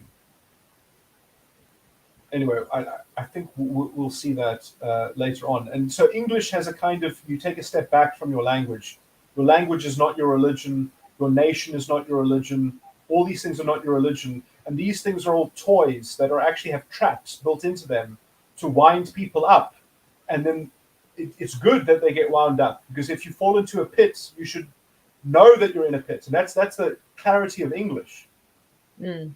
It really is that you maybe you feel it yourself, when, because you have to sound like an idiot. I mean, the Theophoria guy makes this beautiful point where he says, these people, they don't understand what they're talking about. They use the same word to mean everything. They say, dude. It's just, they use, it means nothing. And that's how people use, like the word meditation, which is a religious exercise of cleansing, I mean, but you see, this is why I love Christianity, because Christianity doesn't call things, they tell you what to do. Christianity is like an instruction manual. It says exactly how to meditate in Christianity.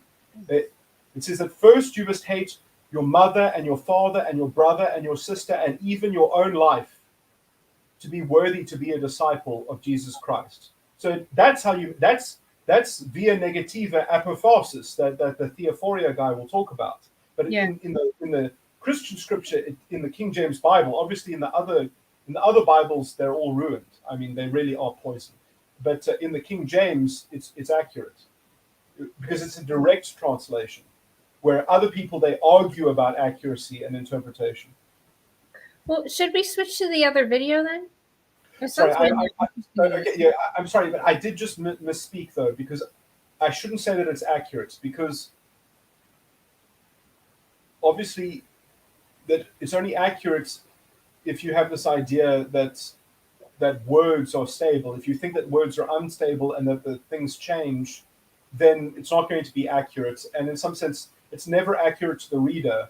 It's only accurate to the proper understanding. So you have to get the responsibility sort of in lines. Sorry, I'm talking. So your attention has moved, but I thought that you wanted to work out how to combat. Well, I wanted you to break down that conversation that I had with that fucking racist psychologist that tried to racially sensitivity. I really think but you wouldn't watch it. I really think that the key is here. I'm trying to tell you that you have to. What I'm trying to say is that the South African problem in the world right now today is the key. If you can conceptually, because you see, in the solution in America is a paradox, but the solution in South Africa is very plain. It's very clear who's right and who's wrong, and who's being an ethical reprobate and who's being racist. It's clear here too. It's just no. about it, because the people with the credentials are the fucking racists. No. But this is a separate point. It might be clear to you, but it's not clear in the context of explaining it to somebody else. Like if I debated this guy, I would tear him limb from limb, and I mean that metaphorically. Like there would be no way that he would win the argument or the debate. I mean, it would be so obvious. I mean, but first of all, how that would look, it wouldn't look like me shouting at him, or maybe it would get to that depending on what he would do, because he might do some very underhanded things, which I would have to get angry about. But what it would look like is I would essentially, the ideal winning would be that I would sort of be a bit like a lamb, but he might push the point and force me to be a sacrificial lamb, and he might sort of convert it into crucifixion. I mean, literally. I mean, they could maybe carry me out and execute me like the fascists that they are. So, no, seriously. I mean, like, it could go either way. I mean, like, it depends on how civilized they decide that they want to be in the moment. So it depends with how their well fascism. it depends how well I can sort of. Because I mean, what will generally happen is that parts of the audience will break out. The goats will divide. The goats will be divided, and they'll start shouting at me. And even though that what they will shout will sort of be at odds with what they are saying, they won't even, So it's sort of, they will rise up in a kind of chaotic mass, and sort of. I mean, that's how Nazi Germany happened. It's Weimar Germany happening all over again. But but anyway, but you see, it's very clear with respect to general world history what's going on in South Africa.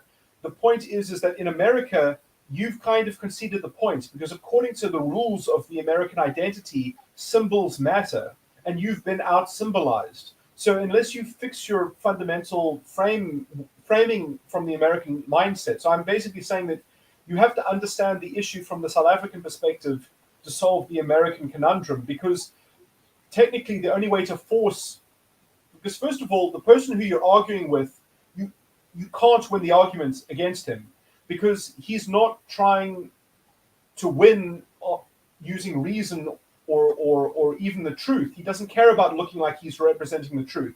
He cares about trolling you. He just wants to aggravate you. So interacting with him at all is not going to work. He wants to be put in his place. The only thing that will stop him is putting him in his place. And you don't have systems in America to do that, except McCarthyism, which breaks the American rule book. So you have to break your own rules. So you need to fix your rules. So that's why we need to look at it from the South African perspective, so that you can say you are as racist as those guys in South Africa. It's all just it's reverse racism, or the proper word for it. It's just fucking racialism. That's what it is. But obviously, it's unconstitutional in the South African sense.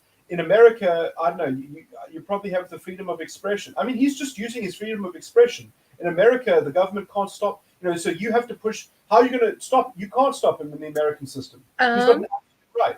Yeah, but for some reason they can stop us, because they're pointing the finger at us, saying we're being racist. But that's a democratic problem. I mean, you're being. They can only do that if they win the votes, and you can only do that because no.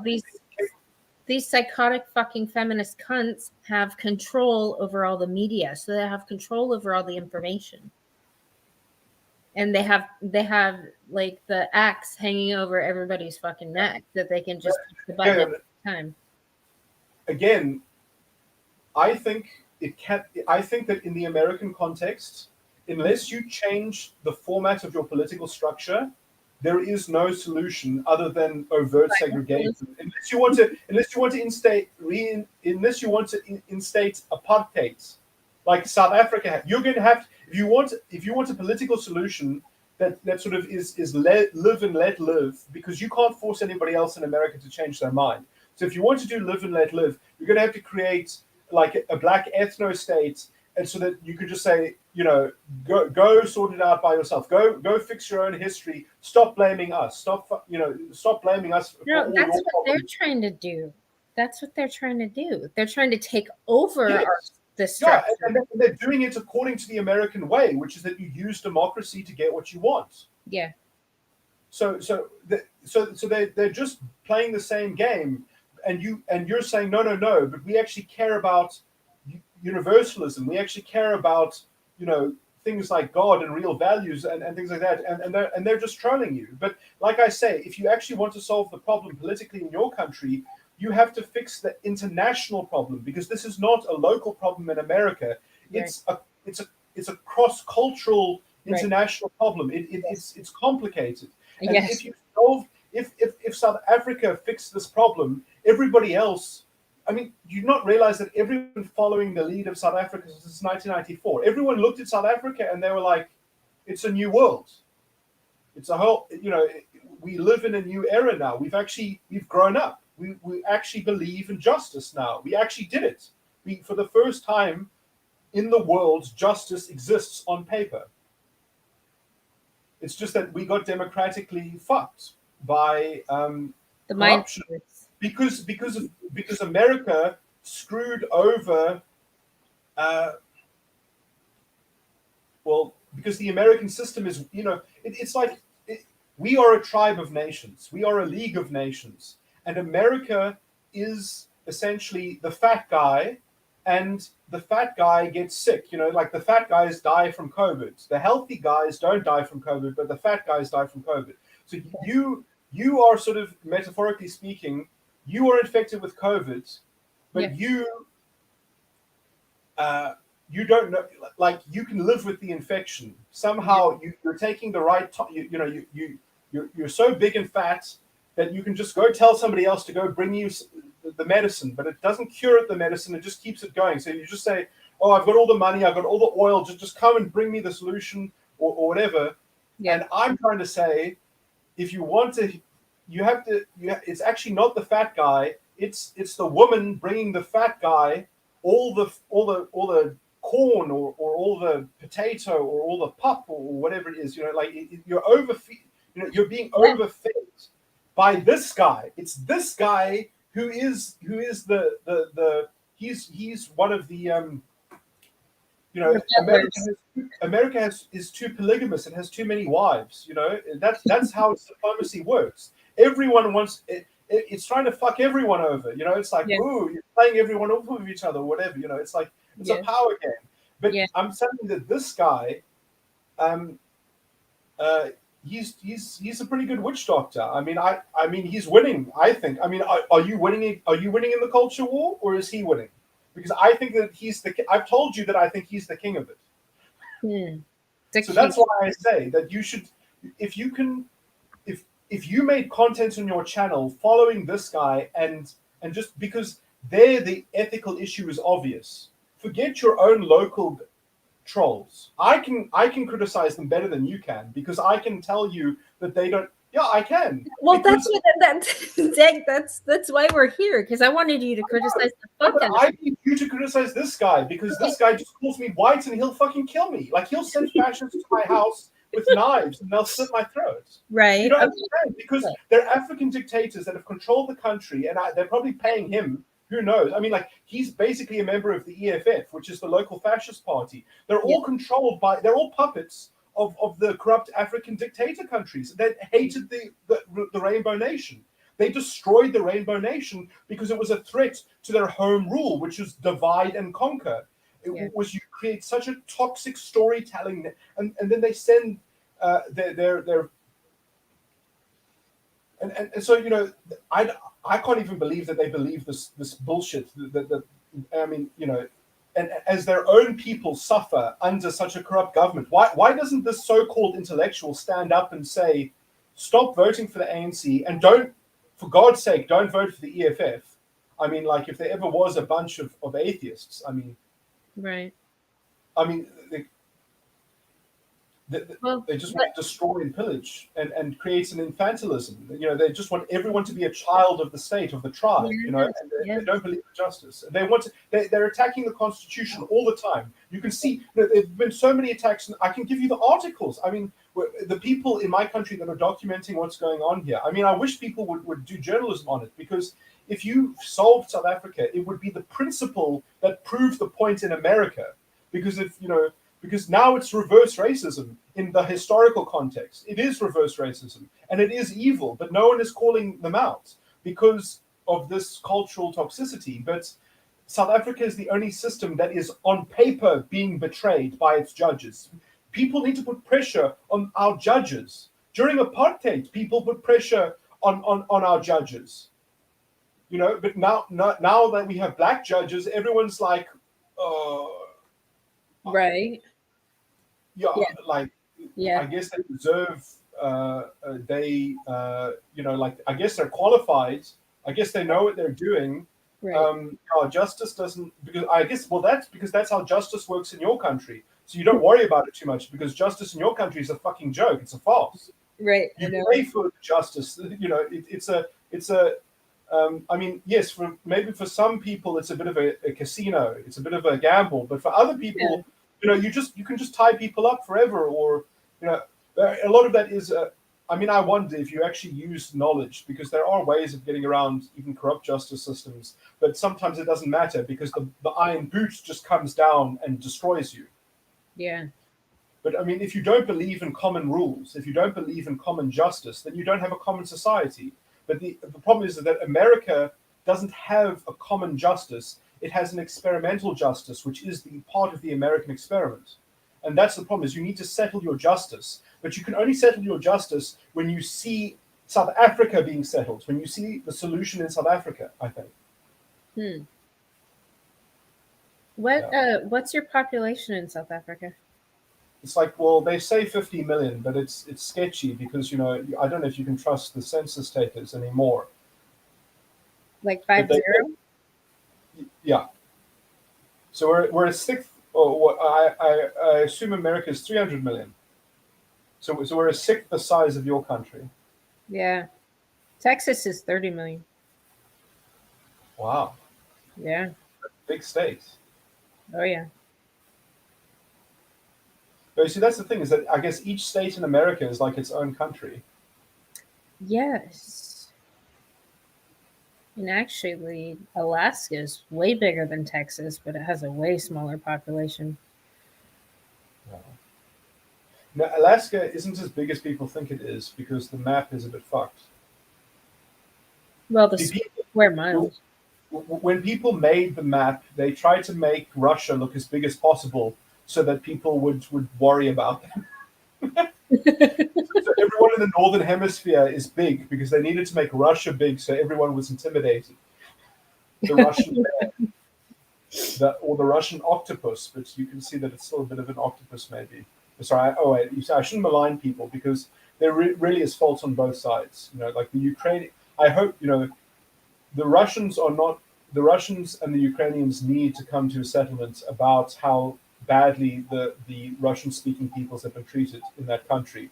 Yeah. SKC, I'll answer SKC's question. I'm not following how fixing South Africa helps the US.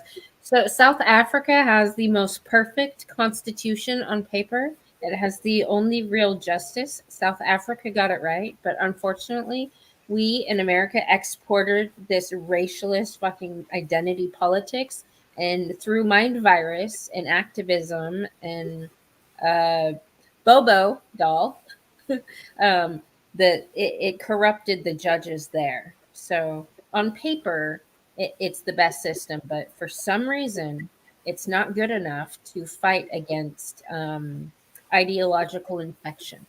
So I just want to slightly complexify this. Yeah. The French are right in this regard. Yeah. Credentials should matter.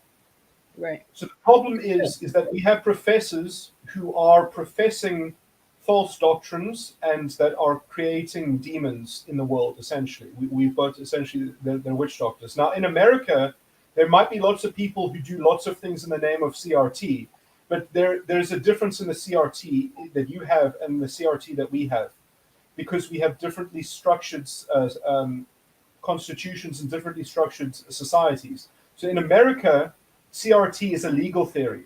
It's only a legal theory. So that's where the problem lies. But you can't fix that problem because America is not allowed to interfere with academic research, essentially. The state cannot step in. So you have to work out how to fix your constitution so that you can fix that structural problem, essentially, that you can actually stop these people from poisoning everyone, because that is the source of the poison. In South Africa, it's not the people who speak in the name of CRT in the South African context are not talking on the basis of legal theory. They are talking on the basis of politics. They are this professor is active in politics. He's a pseudo member of the EFF. He's might not be officially a member, but he's always I mean, I've seen pictures of him rubbing shoulders with them. That is his. So it's like, you have to understand, you know, that the Nazi Party had lots of academics that were Nazis. You know, so it's like we actually have the EFF is the reincarnation of German fascism. Is the Nazi Party? We are literally reliving history right now, and everyone is closing their eyes because it's black people. Right.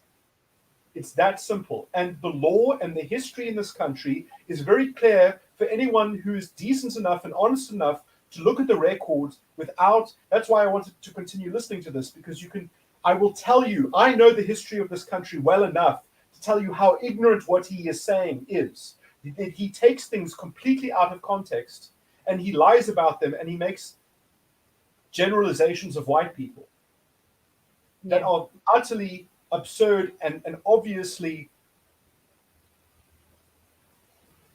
it's evil. It's not only is it evil, but it's also unconstitutional, but it is also evil. Like, I mean, it's ungodly. The level of corruption and dishonesty and how it promotes democratic illiteracy, it's so damaging to people who are not getting a decent education because this government is terrible. Yeah. And so he cares nothing about, because he's like, oh, well, we don't know what the education system should be yet because we're still trying to imagine what we lost from these white devils in infiltrating us and interrupting us. Right. You know, completely distorting history. Yeah.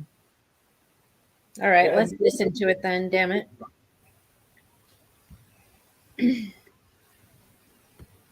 How did nationalism get us, into the problem we're in today? And what is the problem? What is the malaise that we're faced with as, the continent today? Now, in order to be able to answer that question, or those two, related questions, intricately linked questions, I do again have to pose just, two wagers, that will help guide, our two wagers.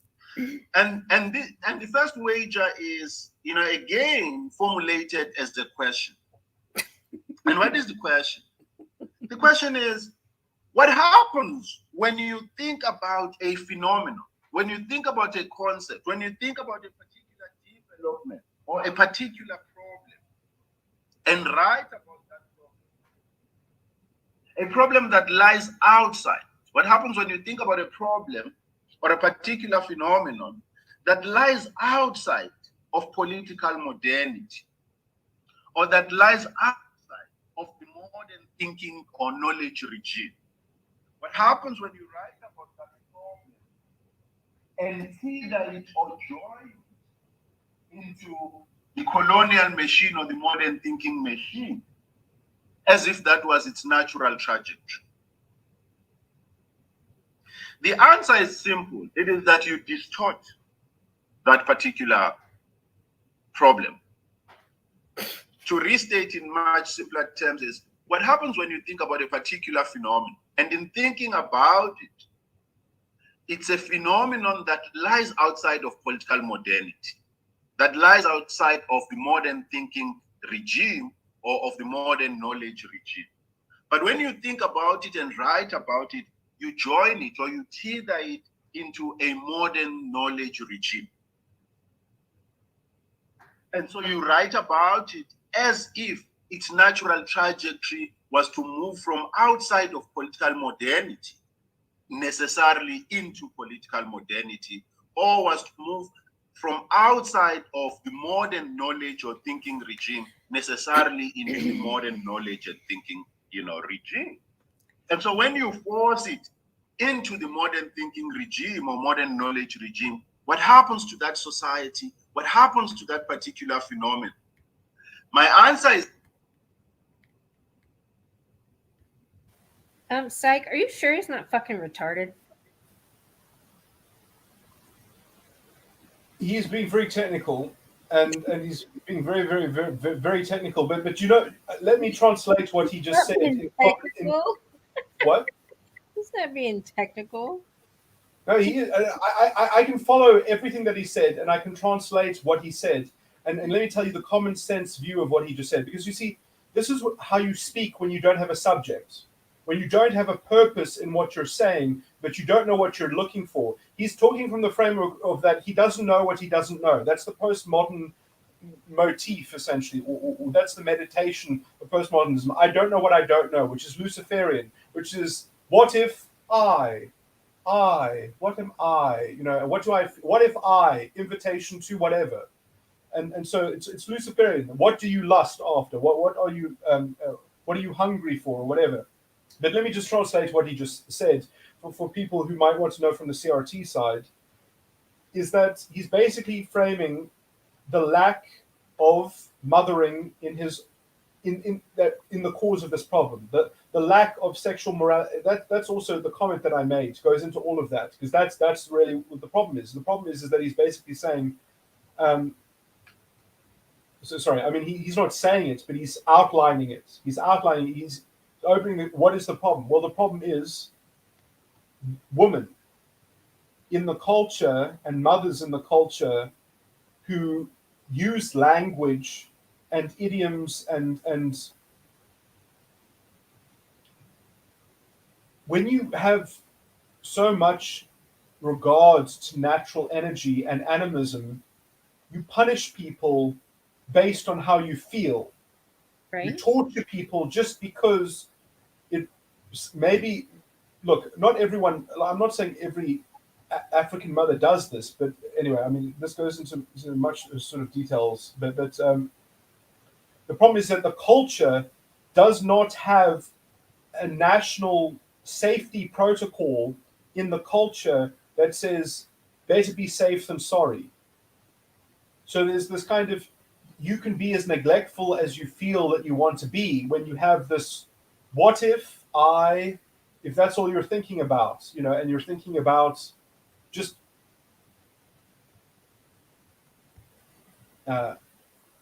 natural things and not things of reason and grounding reason, so you're using reason Psych. from objects, not from the subject, and regard to the subject. You're giving him way too much fucking credit. I heard him say, I have 2 questions and we're going to figure it out. And then he rephrased it and saying, let's think about these 2 questions. I will tell you these questions later. And then he did it again and said, he's going to try to look at these questions from this angle. Like, it's a bunch of happy fucking horseshit. But that's because it's all because there is no subject. The subject is a fractal. Right. So I contradicted myself. Didn't you just? Yeah, I said there is no subject, and I said the subject is a fractal, which means a formula. So in context, you have to understand what I just said. But on the surface, I just contradicted myself. But Right. the difference is that I actually I have a subject when I speak. I have a subject. I have a purpose. And if you question me on that purpose, I will have to substantiate it, or I will have to look dishonorable. So we care about ethics and dishonor. We care about all these things. But he's outlining that there is no sensitivity to these things in the culture, because essentially children, it's very complicated. It has to do with sexual sexual politics, you could call it, and I was writing a lot about it. I have a lot of written notes out on it on my phone, which I need to get. You see, this is why I haven't released all my recordings, because I wanted to have the text along with it. But and I'm tiring myself out. But I'm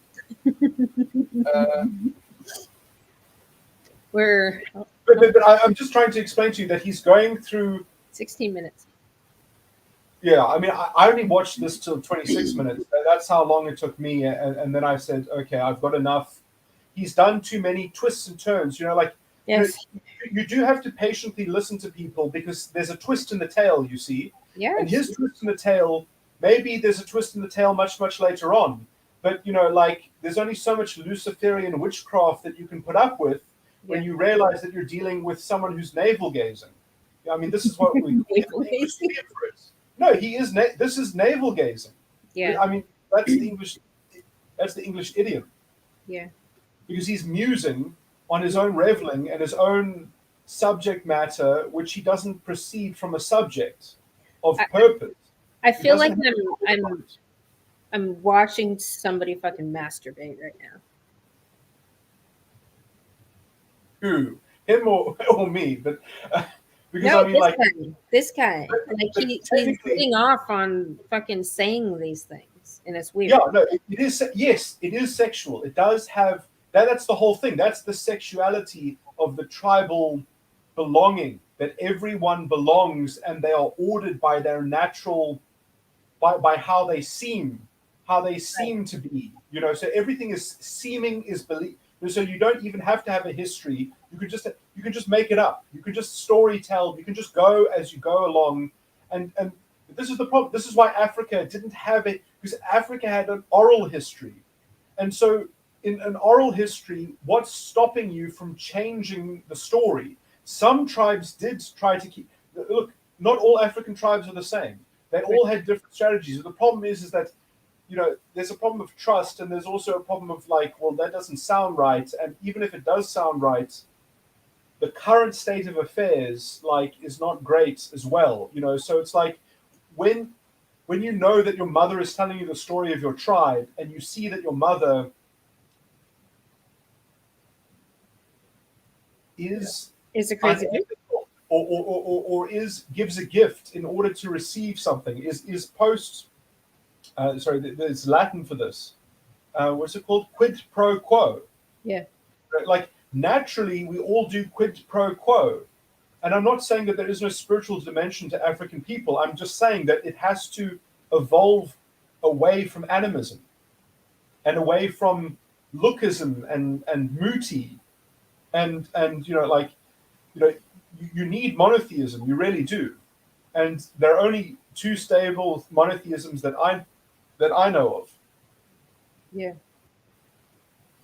And which are sort of, which are in my view that are the same religion, essentially. But yeah. Anyway. More? Yeah. Phenomenon. My answer is that you.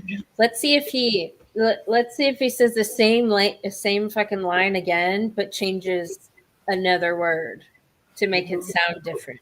Maybe just rewind 20 seconds just so that we get the flow of this. Okay. Just so we don't lose the flow. Necessarily into political modernity, or was moved from outside of the modern knowledge or thinking regime necessarily into the modern knowledge and thinking, regime. And so when you force it into the modern thinking regime or modern knowledge regime, what happens to that society? What happens to that particular phenomenon? My answer is that you distort it. My answer is that you distort it because what you do is to take concepts that are drawn from political modernity or from the modern thinking regime, and you apply them retrospectively into a society whose development was perhaps not directed towards political modernity, whose aspirations were not political modernity, but it was forced into modernity via violence or colonial violence. Now again, it is not yet clear. Let's try and make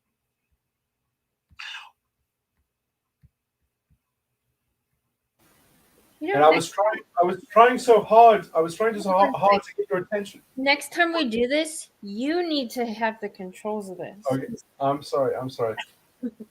But this is at least forcing you to pay attention, even though it's going to make you tired. But anyway, so when I signaled you, he had just finished saying the clincher, because what he had said when I signaled you is actually the trick that we've been talking about that I'm trying to get you to spot. So watch me while you listen to him, I guess. From there it should be fine, I think. Well, because I'm having to read it because it's like I can't really fully understand what he's saying, and he keeps like going over, and it blurts out what he says, so I'm having to read it. Okay, yeah. So the dialect is hard for you. Well, maybe. Okay. Well, because he was talking about violence, right? That's the no. That wasn't the point. People, I can just tell you, and you can see it on the recording. I mean, if you replay this part, then you'll see when I signaled you, and then you can follow what I will say, unless you want to find it exactly. No, it was from after 16, I think. Because we only started that from 16. Yeah, try there. But it's necessarily going to develop in a unilinear direction towards becoming colonial or towards becoming modern. Now, if you write about that society, as if indeed there are I can't hold on. as if indeed there are continuities between the pre-colonial and the colonial, the question has to be, what is the link? What links the pre-colonial to the colonial? One answer is that what links the pre-colonial to the no. We've gone too far. Go to 1630, I think. I think that, yeah. Try that. Yeah. Often today, we hear people speak about continuities between the pre-colonial and the colonial. Hey, Psych, when you're ready, just say, hey. Okay. As if pre-colonial societies were necessarily going to develop in a unilinear direction towards becoming colonial or towards becoming modern. Now, if you write about that society as if indeed there are continuities between the pre-colonial and the colonial, the question has to be, what is the link? What links the pre-colonial to the colonial? Okay, so stop. Yeah. Yeah, so I mean that is a question that has a clear answer, which is the brotherhood. That is Adam. That is that we're all descendants of Adam. That is the answer to the question. So if you don't have religion telling you that we're all the descendants of Adam, that is the answer to the link. So I'm just saying that, you know, so he proceeds on atheism, and Yeah. he proceeds on not answering that question. He proceeds on holding it open as to, you know, sort of whether it is. Or Are you and so- sure it's Adam? Because I've heard in the community that it's actually Eve that gave birth to the nation. no, that's the And there's something called an Eve gene, and the black women in my country that believe in this bullshit want credit. The women today want credit for the birthing the nation. supposedly or whatever. What I hear from reports from the biological world is that in science you can only prove a common female ancestor. But I'm sorry, can we actually go back to 16 minutes? Because that's where we started this piece, just to get the whole flow again. Because it is like surfing, and you have to sort of understand the wave, and you have to catch the wave, and then you have to see how the wave is breaking on itself, and how it actually is using a paradox in order then to give a permission to just imagine bullshit and to make accusations and to be skeptical about things which are essentially presuppositionally Yes.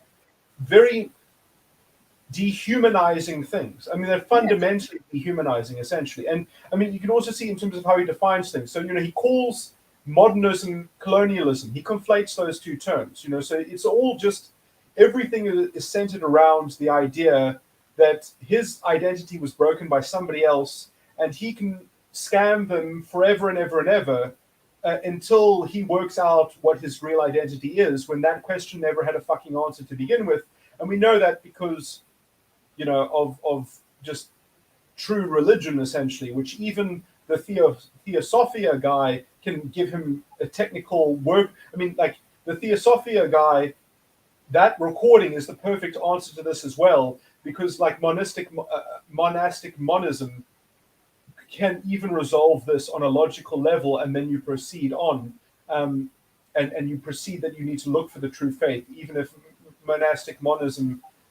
Anyway, so I'm repeating myself. But sorry, please play it. Yeah, just I want you to catch this point because this will help you. I promise you. It's gonna drive me to murder is what it's gonna do. I have no problem taking it out on my local crazy bitches. Moment. Wait. What? It might be helpful Yeah. if you just mute him and you just read what he says. And you just read it, and you just pause it so that you can make sure that you read it. Because if it goes away too quickly, because it does go away too quickly at the end, it doesn't linger enough. So just like wait for the whole 2 sentences there, pause it, read it, and then push play, or you know, just make sure that you read it as you can, with play and pause. Sorry, is that I'm making you do so much work? There we go. There we go.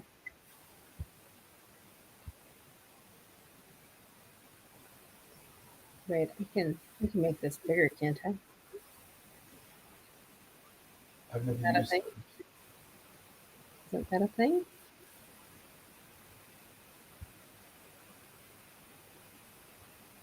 Haha. Is that going off the screen? Oh, okay. Yeah. No, it's not. Okay, that's great.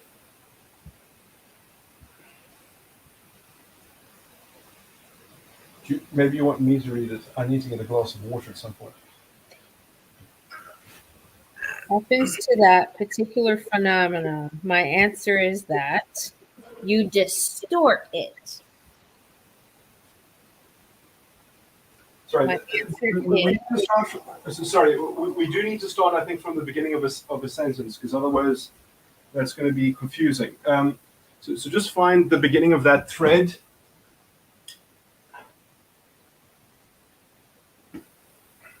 I mean, I can't tell where the fucking one thread stops and one starts. Oh, okay. I'll give some guidance. Go further back. No, we need to go back.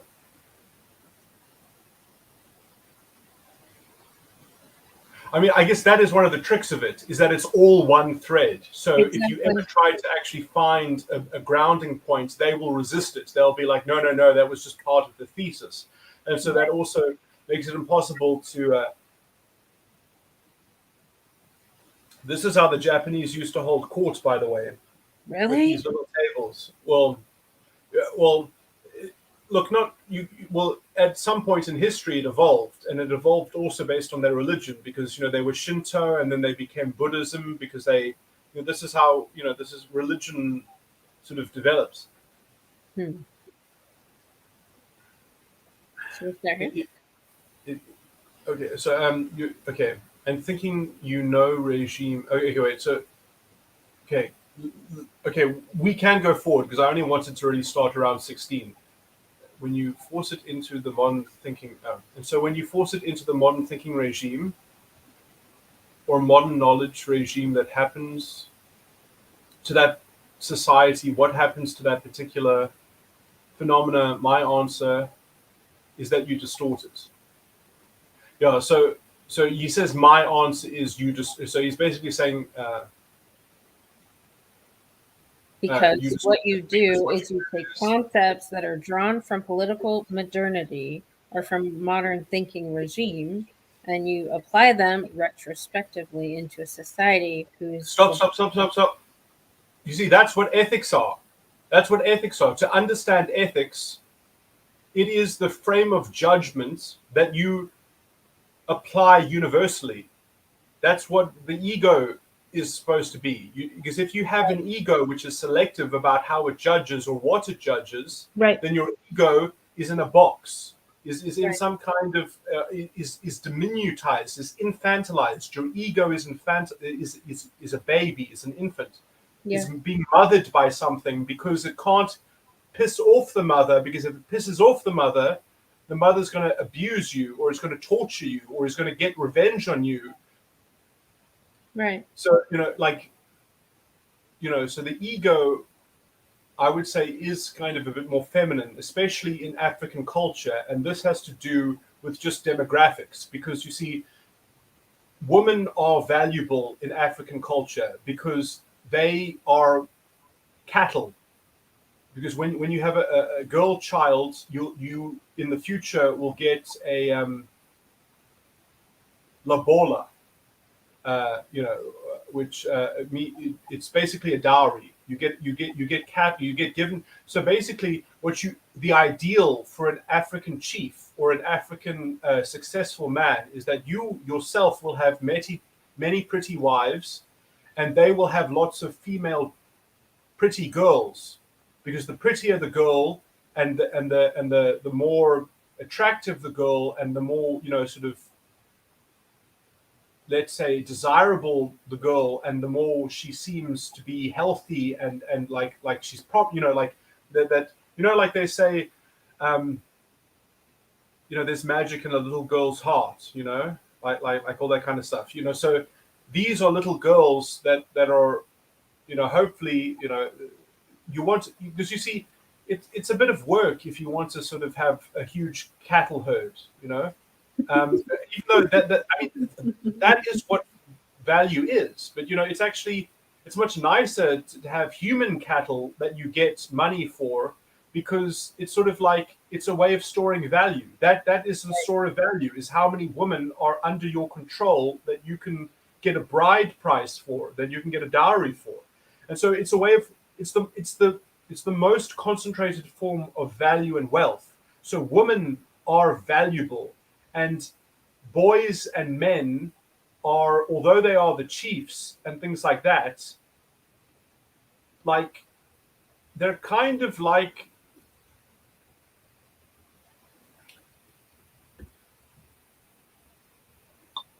it's complicated, but I mean, like, there are a lot of different ways in which this can manifest in identity issues, and like, sort of problem, because it's also problematic if you just are in a culture that has a lot of children, which is obviously lots of old, societies, that have high mortality rates and things like high infant mortality rates, that have lots of children.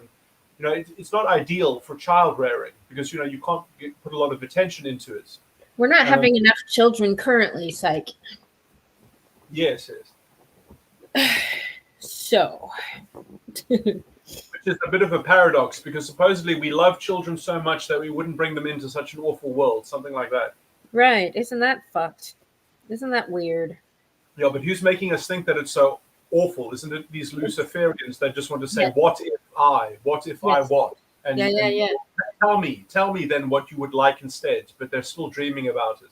Right. They're still a bit anyway. So but basically, I'm just trying to say that ethics is what holds everything together. It's what grounds life. And they're emotionally and mentally abusing these children at the universities. They're guilting and shaming them into not having children. They're taking their family. Not these guys, because these guys are fascists. So I mean, they want to have children because, like, they just blame everything on the white people. Well, you guys do make up the minority of that country. It must be your fault. It's the original sin of your white skin you were born with. How is this not a religion again? No, because they are making historical and philosophical claims. So it's theology. It's actually not religion. It's theology. This is what it is. Okay. All right. You apply them retrospectively into a society whose development was perhaps not directed towards political modernity. Yeah. Pause there. Mm-hmm. You see that? Yeah. I can't remember what the conditional was. Did he say perhaps? You see perhaps. That's the perhaps. That's what you have to look for. That is the smoking gun. You see, whenever someone is telling you perhaps, yeah. I mean, like, what the fuck are they doing? I mean, like, they don't know what the fuck they're doing. They know that they don't know what the fuck they're doing, and you are entertaining them. That you are the fool for entertaining them. It's your fault for giving them a platform to give their fascist bullshit another round of circle jerking. Yeah. Yeah. So you have to find the perhapses, and then you have to say, like, you don't have, like, you haven't worked out any ethical presuppositions.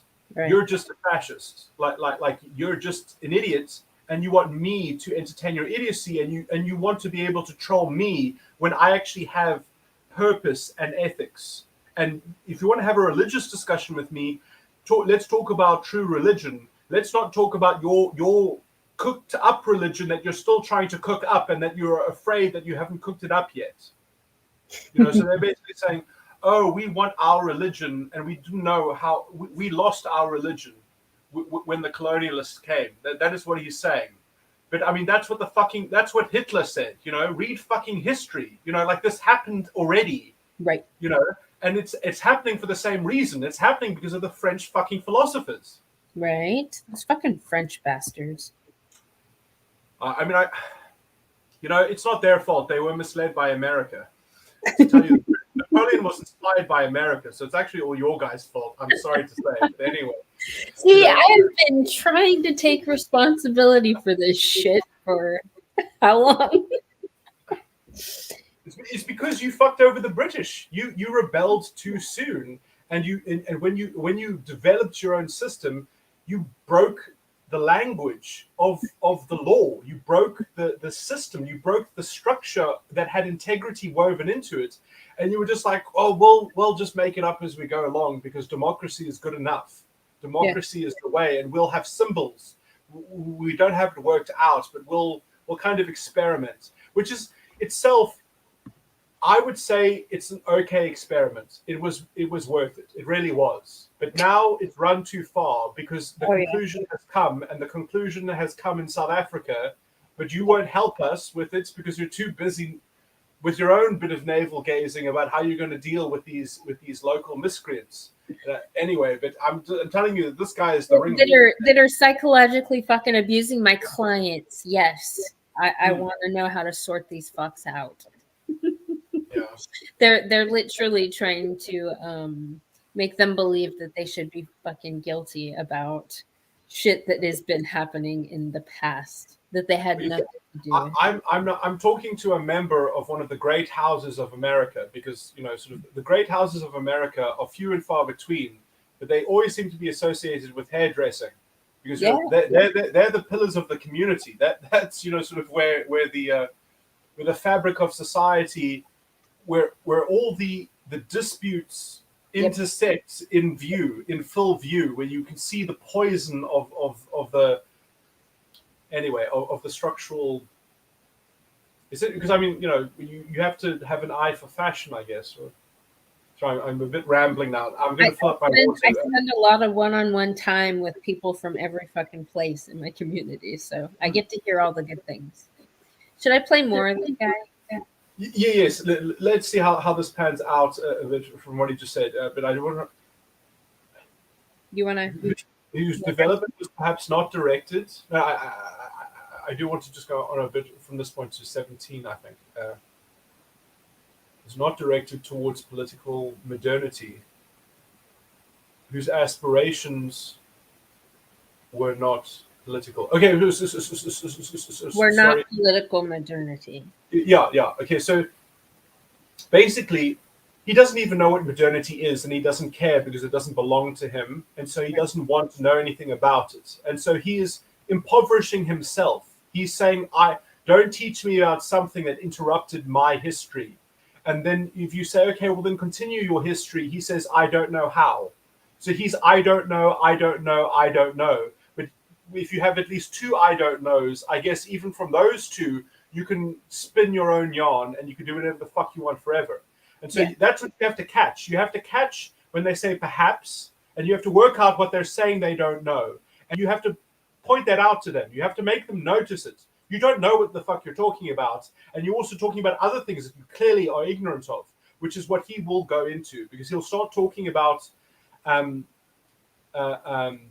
modernity and colonialism, and that's in the other video where he talks about Hitler, because he talks about Hitler did nothing wrong, and he says that literally he says that he said, and he puts it in context and explains it all. I mean, maybe we should switch to that because that's sort of much more, let's say, politically relevant. Because I live in South Africa, and things aren't going well. Like it's sort of 1920.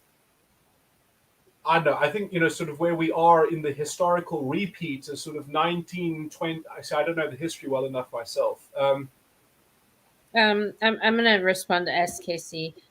He didn't even listen to him. He said he didn't even want to fucking listen to him. But we were gonna break down that conversation, and then he said it was pointless. He didn't even want to waste his time. So you wouldn't even fucking listen to him. Well, you must excuse me. Like I'm on the genocide watch list. Okay, like so. I mean, maybe we should focus on me for a bit. Like, please. Yes. Yeah. I mean, I'm also a political dissident. So, like, when because we've got a proto Gestapo already. Like, so if they don't like what they say and they think that they can bully you, they send the South African Human Rights Commission after you, and then they call you a racist and they kind of pillory you. But me, I think I'm dangerous enough that they might just send a gunman to my house and take me out if I start, because I am getting political. Like I'm getting into politics, and it is a bit dangerous. Well, if you wind up dead, I will find out whoever was involved, and I will slaughter them and their entire family and end their fucking lineage. They'll just blame it on some other group, because like they'll just say it was the CIA, or they'll say it was a group of radical Islam. Or I mean, I have so many enemies. I complain about everyone. I'm very, very, very judgmental. Well. So it'll be a false flag if it happens, maybe, or maybe they'll just do it. I mean, the police in this country do nothing. I mean, like they I mean. Dude, no, Emmanuel said that like people steal like the police's guns and shit, and they just let them. No. That's a euphemism. The police sell them the guns. That's what happens. It's not theft. It's corruption. That's what happens in a country that has no ethics. I don't know, Lawrence. I haven't even checked. I haven't gotten a tag. I would hope that he would be, polite enough to just tag me. So if he made something about me, I would just imagine I would get a courtesy tag. But maybe not. I don't know. So I mean, how I read what he's saying is he's saying we were still doing blood magic. We were still in the process of history of doing Sumerian blood magic, and we hadn't finished our blood magic. Yeah. Essentially. Yeah. I mean, that's because that's where Abraham came from. Abraham was a Sumerian in Mesopotamia, and he left his blood magic culture, and then he stopped being Abra, because that was his original name, was Abra, like abracadabra. That's the culture that Abraham came from. And that's then why he's a magician. That's why he sounds like a magician. Yes. Well, yeah. This is the history of our people, of humanity. This is our story, and then these are our cousins, or who want to be estranged cousins, and we want to say, well, we're all brothers, and they're like, oh, we don't know if we want to genocide you yet. Like oh no, like, they want to genocide us here, even though we're the fucking majority, which is weird. It's weird that these racialist identitarians hate white people so much and abuse them so much when they're just like a tiny. Well, it's just like the Jews and the Nazis. I mean, the Jews were a complete necessity for the Nazis. I mean, imagine if the Nazis didn't have the Jews. I mean, they would have no one to talk about. They would have no one to orientate themselves around. I mean, like, this was famous in all the Nazi writings. It's like surely, we can never exterminate them, because then we'll lose our own identity, because they only exist in contradistinction. They only exist in relation, because that's their repository of their knowledge of evil. In fact, every accusation they ever used against the Jews, they were themselves guilty of. Yeah. They said that the Jews controlled the money. The Jews, the Germans were the people who invented fiat currency. I mean, they're the ones who invented all this funny money business. Right. The Germans. And then they invented the modern banking shitty system. They and then they just blamed it all on the Jews. It's very, very strange. And then they said, the Jews control people's minds while they are doing propaganda on their own people. It's like they said that everything they say that the Jews do, the Nazis do to their own people. It's exactly like this. They call us the colonialists while the ANC is colonizing the country and corruptly exploiting them. Because essentially our colonialism in apartheid, this is very politically incorrect to say, was not perfect, would not, in my view, is not morally correct. But it was not without reason. It had its reasons. The reasons were not perfect. They were not even on balance, I would say. You see, but there was some reason for it. You see, that's the thing, is that it wasn't for nothing. So it's a touchy thing because it's complicated. It's complicated. Yeah. And in fact, I can prove that if we go listen to there's a 7-minute video by Tony Leon who used to, in fact, to just prove the point that I just made. If we just listen to that video, that'll protect me maybe, because what I've just said by some people, that then you can get a black radical to go kill me. But maybe if we listen to Tony Leon's sort of framing of this, maybe that'll save my life. But anyway, this is the kind of thing that I have to worry about all the time, is how I sound to some people who won't give me the light of day to substantiate my points, and then they'll just say, well, no, we can just define you as a racist. Even though I live in the most racist country, manned by black racism and by black people who are racist, who have betrayed their own constitution because they installed corrupt judges who either are incompetent, don't know what they're doing, or they are evil people themselves because they don't understand basic ethics. Right. I mean, they just spoiled a perfect constitution. At least the first two sections are perfect. Section 1 and Section 2 of the Constitution is utterly perfect. There is some stuff later on that was sort of kind of corrupted it a bit, but I mean, it's been amended as well. It's most perfect. Well, even with the most perfect Constitution, you still got the ideological infection that corrupted the minds of these fucks in power, just like we have. So no piece of paper, I don't think, could stand up to human corruption. Well, yes and no, but I just wanted to say that, I mean, I'm not complaining about history. I think it's all good that we're going through this. But I just want to say that this is what happens when you do diplomacy by symbolism, which is how America does diplomacy. It's so that they can be polygamous on the international stage, which they are polygamous. You know, like no one knows. I mean, you know, Unwanted Contriver, remember him? Yeah. He was saying about Britain, he was saying how America doesn't trust Britain. Like, that's a complete lie. America completely trusts Britain. They keep them on a leash, you know, and they keep them at arm's length because it's politically useful to do so. I mean, Britain is a kind of like an independent kind of lapdog that is kind of independent, but kind of, you know, that's what you need in diplomacy, because that is how they work together. They're brothers in arms. Britain and America are completely lockstep together, but they need the distance because that gives them more diplomatic power. It gives them more power on the world stage. It's a decentralized form. And so you need to keep up the pretense that the Americans don't trust the British. But I mean, it was a loving act, for example, when Britain was refused by America the Poseidon, American Poseidon submarines, because they were like, no, build your own. It's better for you to build your own. It's better for you to be self-sufficient. I mean, it's better for your own industry, you know, like go make jobs in your country, go discover new inventions, you know, like you know, go develop. Don't be codependent or dependent or you know, sort of.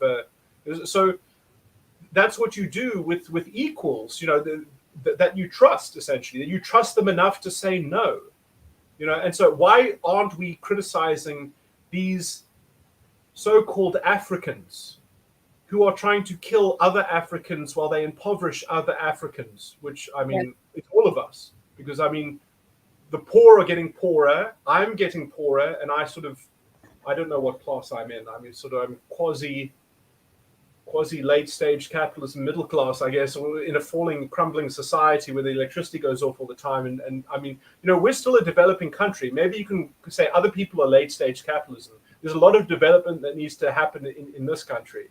And anyway, but I'm talking. There was another important point to make here, but you know, I'm African. How can I not be African? I mean, yes, I don't sound like a lot of other white people. I mean, there are a lot of English people in the Cape, I guess. But I mean, most white people in this country are Afrikaans. They have a bit of a Dutch accent or a German accent, or you know.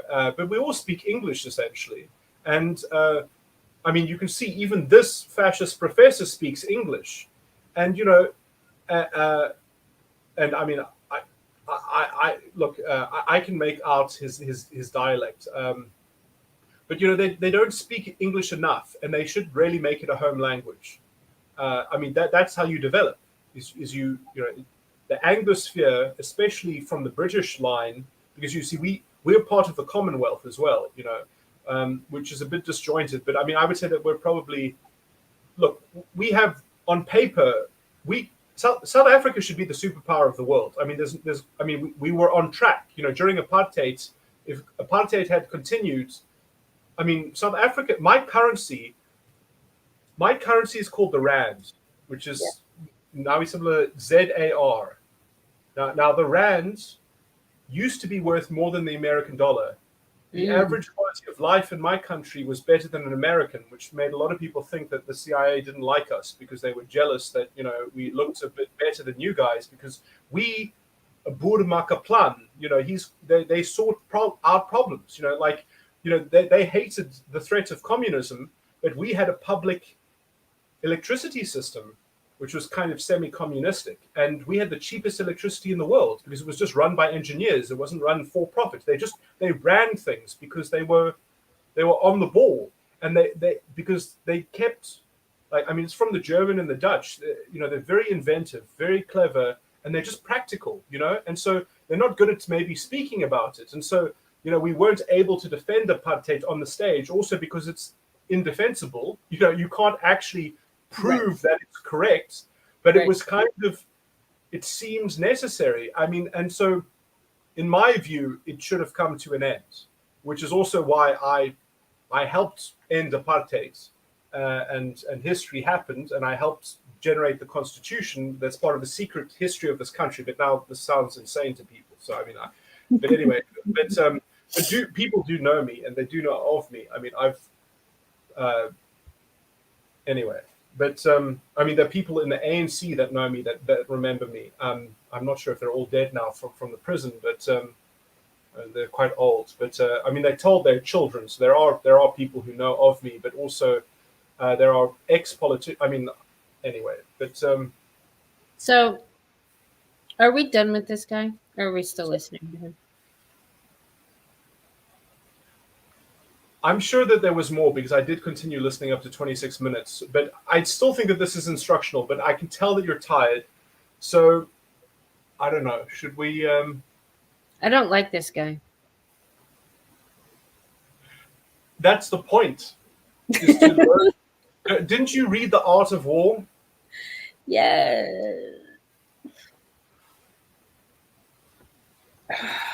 So he's the king of CRT.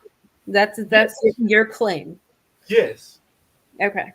If you watch the other video, it would actually be better because he's being interviewed by a white guy, and you can see how he treats him as well, because that will actually be the perfect example. Because here he is talking to his own people, but if you look at him talk to this white guy who's a white South African he's a bit of I don't know how to call these people, because to me they all sound different. Some of them are a bit more German, some of them are a bit more Dutch. This guy seems like very Dutch to me. He looks Dutch also in his face.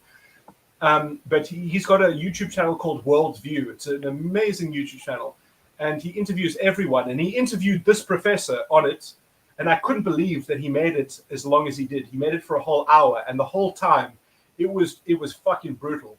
It's absolutely brutal. It was disgusting. It was because it's like a Christian being confronted by Lucifer, but he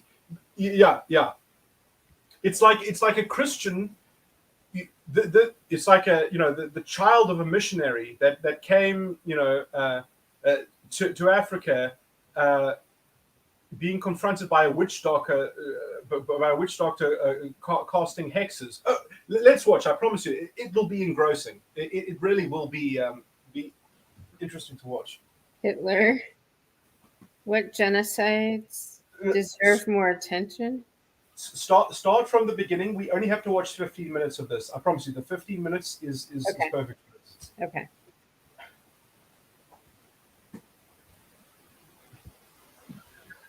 Now, I hope you realize how incredibly racist that.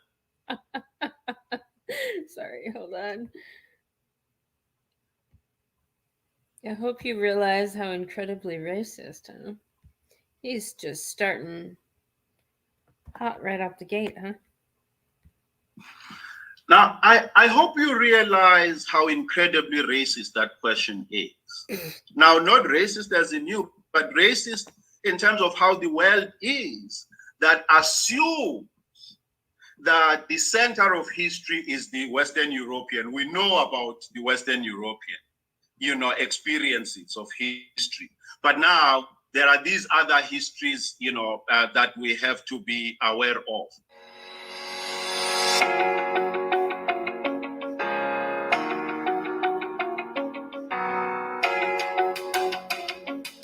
Hello, my name is Donald. Almost forgot my name there. And welcome to Worldview. Worldview is a podcast where we explore everyone's perspectives on all things that can broaden our worldview. If you've liked our content so far and enjoyed it, please consider liking this video, subscribing, and donating on Patreon. Today we're talking with Dr. Lwazi Lushaba. Dr. Lwazi Lushaba has a PhD from the University of Witwatersrand. He has taught at Fort Hare, Wits, and more recently at Harvard University in the USA. He also holds a visiting fellowship at the African Studies Center, Leiden, in the Netherlands. Doctor, welcome to the show. The Commandante greets you. The Commandante greets all your listeners, and the Commandante is very happy to have this conversation with you, Donald. Great, thank you. So, Doctor, you recently made a statement that landed you in quite controversial waters regarding Hitler. Can you tell us what happened there and how you were perhaps taken out of context? So let us begin here. I did not make a statement about Hitler. I had absolutely no interest on Hitler. What I was teaching is a course titled Introduction to Political Science. On that particular day, as I had done in several other classes, I was basically taking students through the intellectual history of the discipline of political science. And the aim of the course, as I kept saying to students, was to read the discipline against its own self-understanding from the perspective of the Black colonized. Simply put, the intent in the course was to show to the discipline of political science its blind spots. What were the things that it was incapable of coming face to face with, because in its retrospective telling of its history, it always did.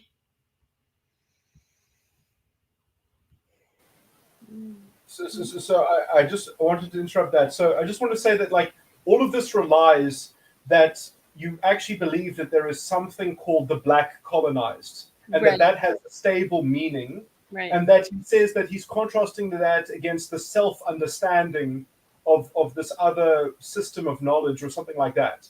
And so he's basically saying that he is skeptical of self-understanding and that there is such a thing as Black colonized because he's mouthed it, because there's sounds that he can make, and he can say, look, I've made a label. And then if you say, well, tell me, what is that?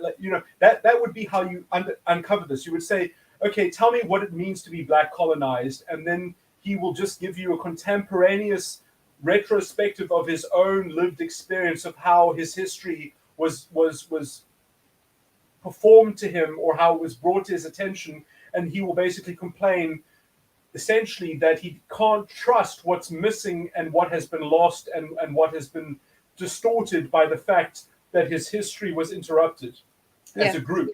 So basically, he is a group representative. He is a group agent, as that essentially is what he is in this manner of speaking.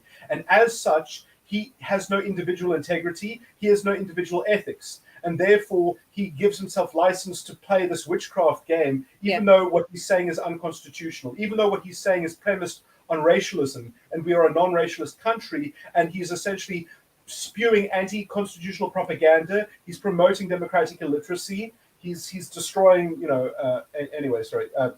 No, last time I asked questions like that, the woman said, "I don't have to fucking explain myself to you. I'm not here to play tit for tat," which didn't fucking make any sense. And the dude said, "Oh, it's common sense." What does it mean to you? It's common sense. I was like, "What?" Like that was their initial reaction when you ask them to define shit. Yeah, so essentially you have to be able to hammer home the points that isn't a reasonable response, and then they'll basically say something like, "Who are you?" Or they did say something like, "Who are you to define what is reasonable and what is unreasonable? That's white supremacy." And then you would have to say, "Stop racial, what's that called? Stop racially profiling me, you racist scum." And you'd have to raise your voice, and you'd have to insult their character, because they are reprobates. They are disgusting racialist scum, and this is why you don't let racialist scum into positions of authority, because they will destroy the minds of the young. Yes. Racialist scum and sexualist scum as well. I want to add sexualist scum to that. You have to insult them. That's what you do in a democracy, is that you insult people who are repulsive and repugnant and devoid of essentially recognition or you see, like in a decent society in which ethics was upheld, these people would be on the side of the road. But now they command salaried jobs, and they are given prominence because there's social currency in that, because the state has been corrupted. And so it's a negative feedback loop. The democracy was not protected by our courts, who are now too corrupt to ever do anything to actually step in and say, "No, this is propaganda for war against a race inside our own borders." And propaganda for war is an express prohibition. It is expressly prohibited in the Constitution. It's in fact, it's an underlined exception to freedom of expression. You are not allowed to use your freedom of expression for propaganda for war. But never mind that this propaganda for war is against people. It's worse than that. It's against the Constitution. This is war against the Constitution, and they have even made explicit moves to try to defile the Constitution, because they need it to continue the. I mean, if you watch the 7-minute video of Tony Leon, he actually says how our current president is planning all of this. We're frogs boiling in water, and that anyway. He doesn't say that he heard it, but it's a report that was in an autobiography. Anyway, so I mean, like, when I say that this is Weimar Germany, and history is repeating itself. I'm actually not exaggerating. It is the same. It is the same unfolding story. Yeah, I know. Except, what's different in my country? It's a very small minority of people that are doing it. Well, but they're almost married. Hold on, it's like they're almost married to this feminist chimera. It's like a chimera that's doing it in my country. So I guess it makes the numbers look bigger, because a lot of white women are fucking perpetuating this narrative also. Yeah, and I mean, it's the same thing as with Hitler. Before the Second World War broke out, Hitler was the most popular politician in the world. Hitler, everyone was okay with Hitler. Hitler was the person to support, because he loved his own people and he was trying to fight for justice. The Nazis were social justice warriors in their time. They were very popular. It's the same in our country, because we're headed by a black head of state, and so he can do no wrong and he cannot be criticized. And essentially he plays doublespeak. He plays lip service. So he's always trying to do something to change things. And the corruption, he does nothing against corruption, but he's trying to create this game to look like that he's actually fixing the state. But it's the frog boiling in water. And then the EFF is actually a pincer maneuver. I mean, this is all orchestrated. I mean, there are so many people in the top command of the ANC. They're the same party. It's the rock in a hard place. It's like it's the same way that Hitler infiltrated the Liberal Party of his day. They tried to sort of become part of each other, except this is the problem, is that liberals are too stupid because they basically have to be nominal atheists, that they end up having to suck up to the fascist rhetoric. They have to play nice to it because no one is allowed to sort of stand and be a liberal and say, actually, I am for liberal politics, but personally and privately, I am a devout believer. Right. SKC, you can't milk an oat unless you mean a goat. I don't buy the whole oat milk thing. Just like Why? Milk. Yeah. Why are we talking about oat milk? I don't know. There's some. It's a dietary advice. I'm going to write it down as something to try. SKC, you need to invite Psych on your platform sometime. Get him to debate one of these fucking racialists. See if you can get D. Jarrell. And I don't even. What was this guy's name? He said it at the beginning, but he forgot his own name. What is it? Oh, this the white dude. Yeah. Do you remember what his name is? No, I don't. I'm tired.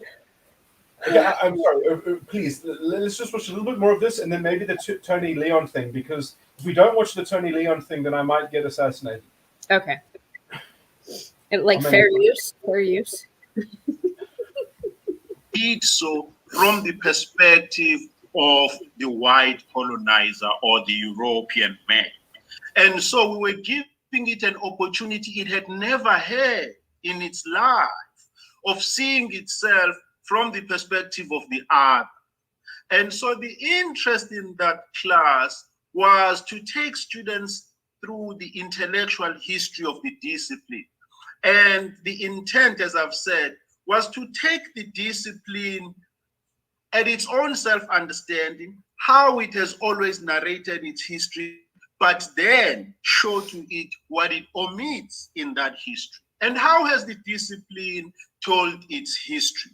Often enough, any student of political science would be taken through, at the beginning, a discussion of what is a discipline. Now, in 2021, if you walked into the halls of any university in the world, you are going to hear lecturers say to students, a discipline is a systematic body of knowledge that has its own founding fathers, that has its own technical vocabulary, that has its own exclusive subject matter, and that has its own methodology. Now, this is 2021, but you have people who go to class and tell students that discipline have founding fathers. How patriarchal these disciplines are. Nobody quarrels with it because when it's European, Hold on we turn a a blind eye. second. How patriarchal. Come on, Psych. I don't believe this. He's complaining that there isn't history. He's complaining. He's basically saying there should be no such thing as history because that's everything that he iterated there. That it has a methodology, it has founding fathers, it has technical vocabulary. That is how you can understand something. Is that you have to have knowledge, and it has a historical context, and that historical context was actually fucking recorded by Europeans who recorded what went on because they actually had secretaries that actually did secretarial work to keep track of things. Yeah. And so because he's saying, oh, we never had secretaries, so that's all white supremacy, or that's the self-understanding. Oh, we don't believe in self-understanding. And yes, that's a fucking problem. That's why Africa is falling apart. That's why Africa, in the other recording, the questions that they posed, that's the answer to that question, because you need self-understanding. If you don't have self-understanding, how can you have dignity if you've robbed it of yourself, when dignity to you is how you relativistically feel? Well, you can feel differently about the same thing at different times. So you've already robbed yourself of dignity. If you don't have self-understanding to contextualize that, if you're always going to have self-understanding in the future when you've remade your own history by recovering it from the interruption that you don't even have a cogent idea about, you don't have a single cogent, you have a cogent process that generates more and more useless nonsense, but it's just it's just a roller.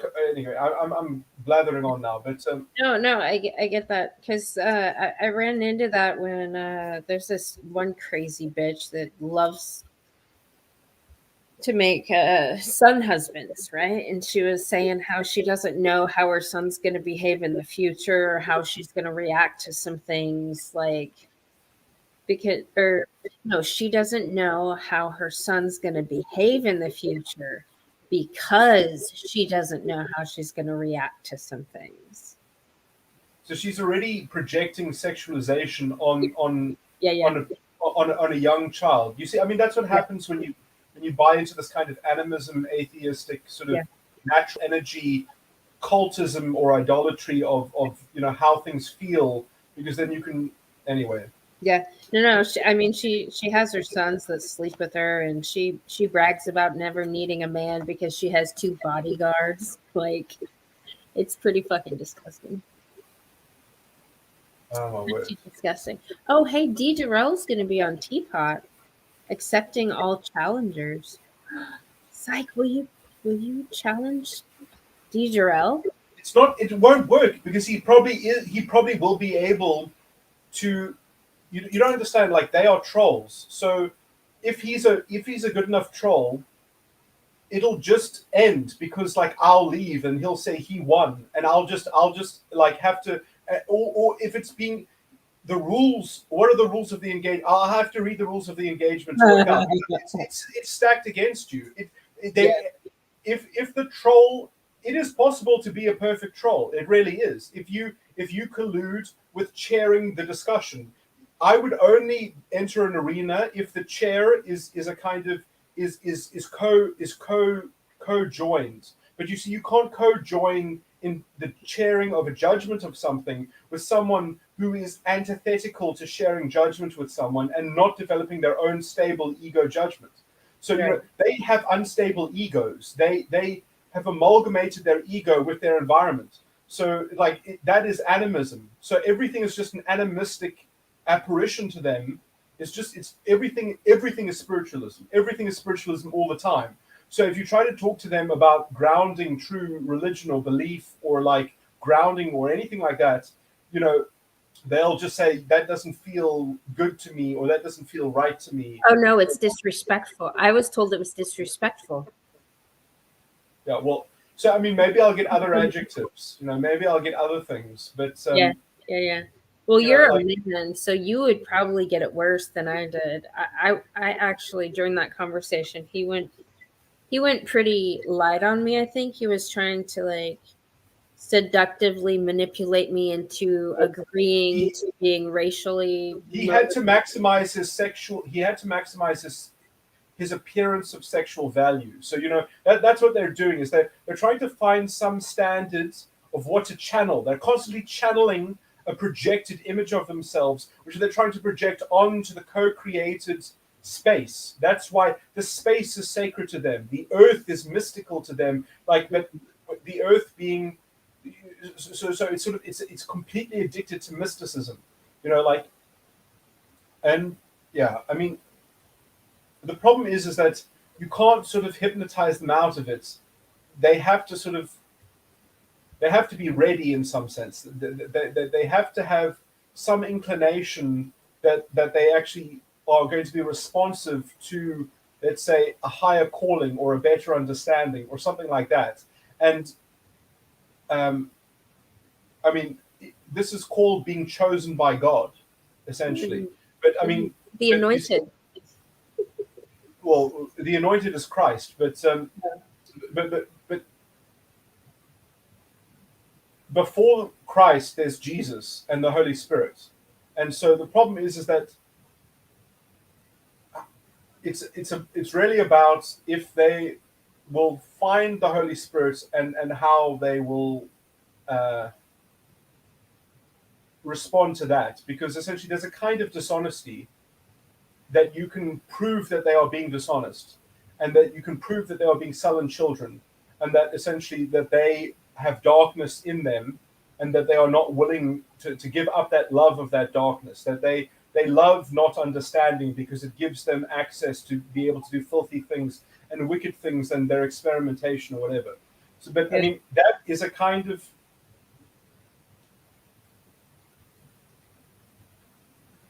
Yeah.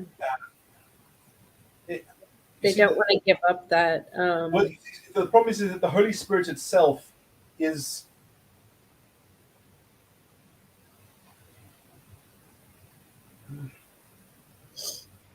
I need to sort out my doctrinal labels, I guess. But oh yes, the Holy Spirit only operates in the earth. It doesn't cross over.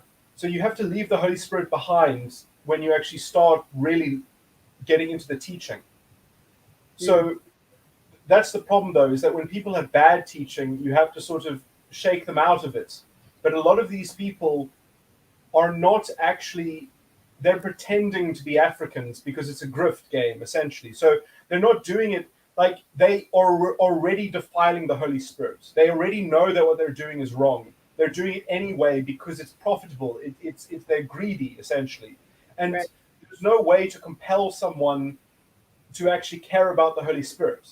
Like, you do or you don't, essentially. Like, it's your response, it's your spiritual responsibility. And so, like, you're either you hear that call or you don't hear that call. But it's actually it belongs to you. Like you are to blame for it, in fact. That's why we send people to jail. That's why we can punish people. And also, if we didn't punish people, it's obvious, like on atheistic grounds, that we wouldn't be maximizing utility. So, from a purely logical standpoint, you could be a kind of, he's pretending to be a kind of John Stuart Mill. He's trying to sort of be a technocrat. He's pretending that he's creating a technocratic outline or something like that, and that he's a utilitarian. But he's not even being a serious utilitarian, because it doesn't. But he is with his speech. That's how he speaks about this exercise. Is that he has to be very, very technical in order to get away with this kind of sophistry. I think he just sounds like a fucking idiot. I mean, he uses a lot of words, but they don't have a lot of depth to them. But you see, that's also the limit of the African languages that these people use. They are fundamentally made up of idiomatic phrasings. So basically, their language is made up of history. It's made up of poetry. It's made up of what this. All of the words in African languages are pretty much homonyms. You see, like, English is very clever because we've got homonyms and homophones all scattered around, and they kind of do a bit of a dance. They do a bit of a kind of a child's play, and they trap people as well. But when your home language is made up of homonyms, it's only about what it feels to you. And this is also why, to make children learn this African language, you have to kind of force them to feel what it means. They have to be in sympathy with the mother to learn the language, to get onto the idiomatic sort of wavelength. And so that's why you have to train yourself to be guided by the feminine attitude. So sort of the culture is matriarchal centric, essentially. So I can tell you're very, very tired. This is a bit abusive. You really do. Yeah. Look, let's table this, and maybe we can just continue. Sleep well. Like have a good night's rest. Or are you going to sleep during the day? How long do you sleep before you work now, before a client? Well, I got till 1. What time is it now? 8. Oh, fuck. It's all right. It's 5 hours. You better go to sleep right away. That's going to be terrible. No, it'll be okay. I think you need to plan at least 6 hours, I think. But and it's always better to wake up naturally. So, oh my word, that's I good. usually naturally wake up in 6 hours, so 5 isn't much. No, that makes a huge difference because it takes you all the while to get. Anyway, I'm wasting your time. Okay, go to sleep. We'll pick this up. I'm sure we'll be able to pick this up later. Okay. Yeah, cool. because I do want to see that other one you sent me. Yes. Cool. I'll send it to you as well, but think about sleeping now. Okay. Okay, and I definitely want to make you listen to a clip from Diderot. Okay. Fine. We can do that, and we'll talk about bad faith probably when we do. Okay. Good night. Okay. Good night. Good night, chat. Hey, Clue. S King Coon, Supreme King Coon. That's funny. All right, Sunkiss. We'll see you later. Cheers. Cheers.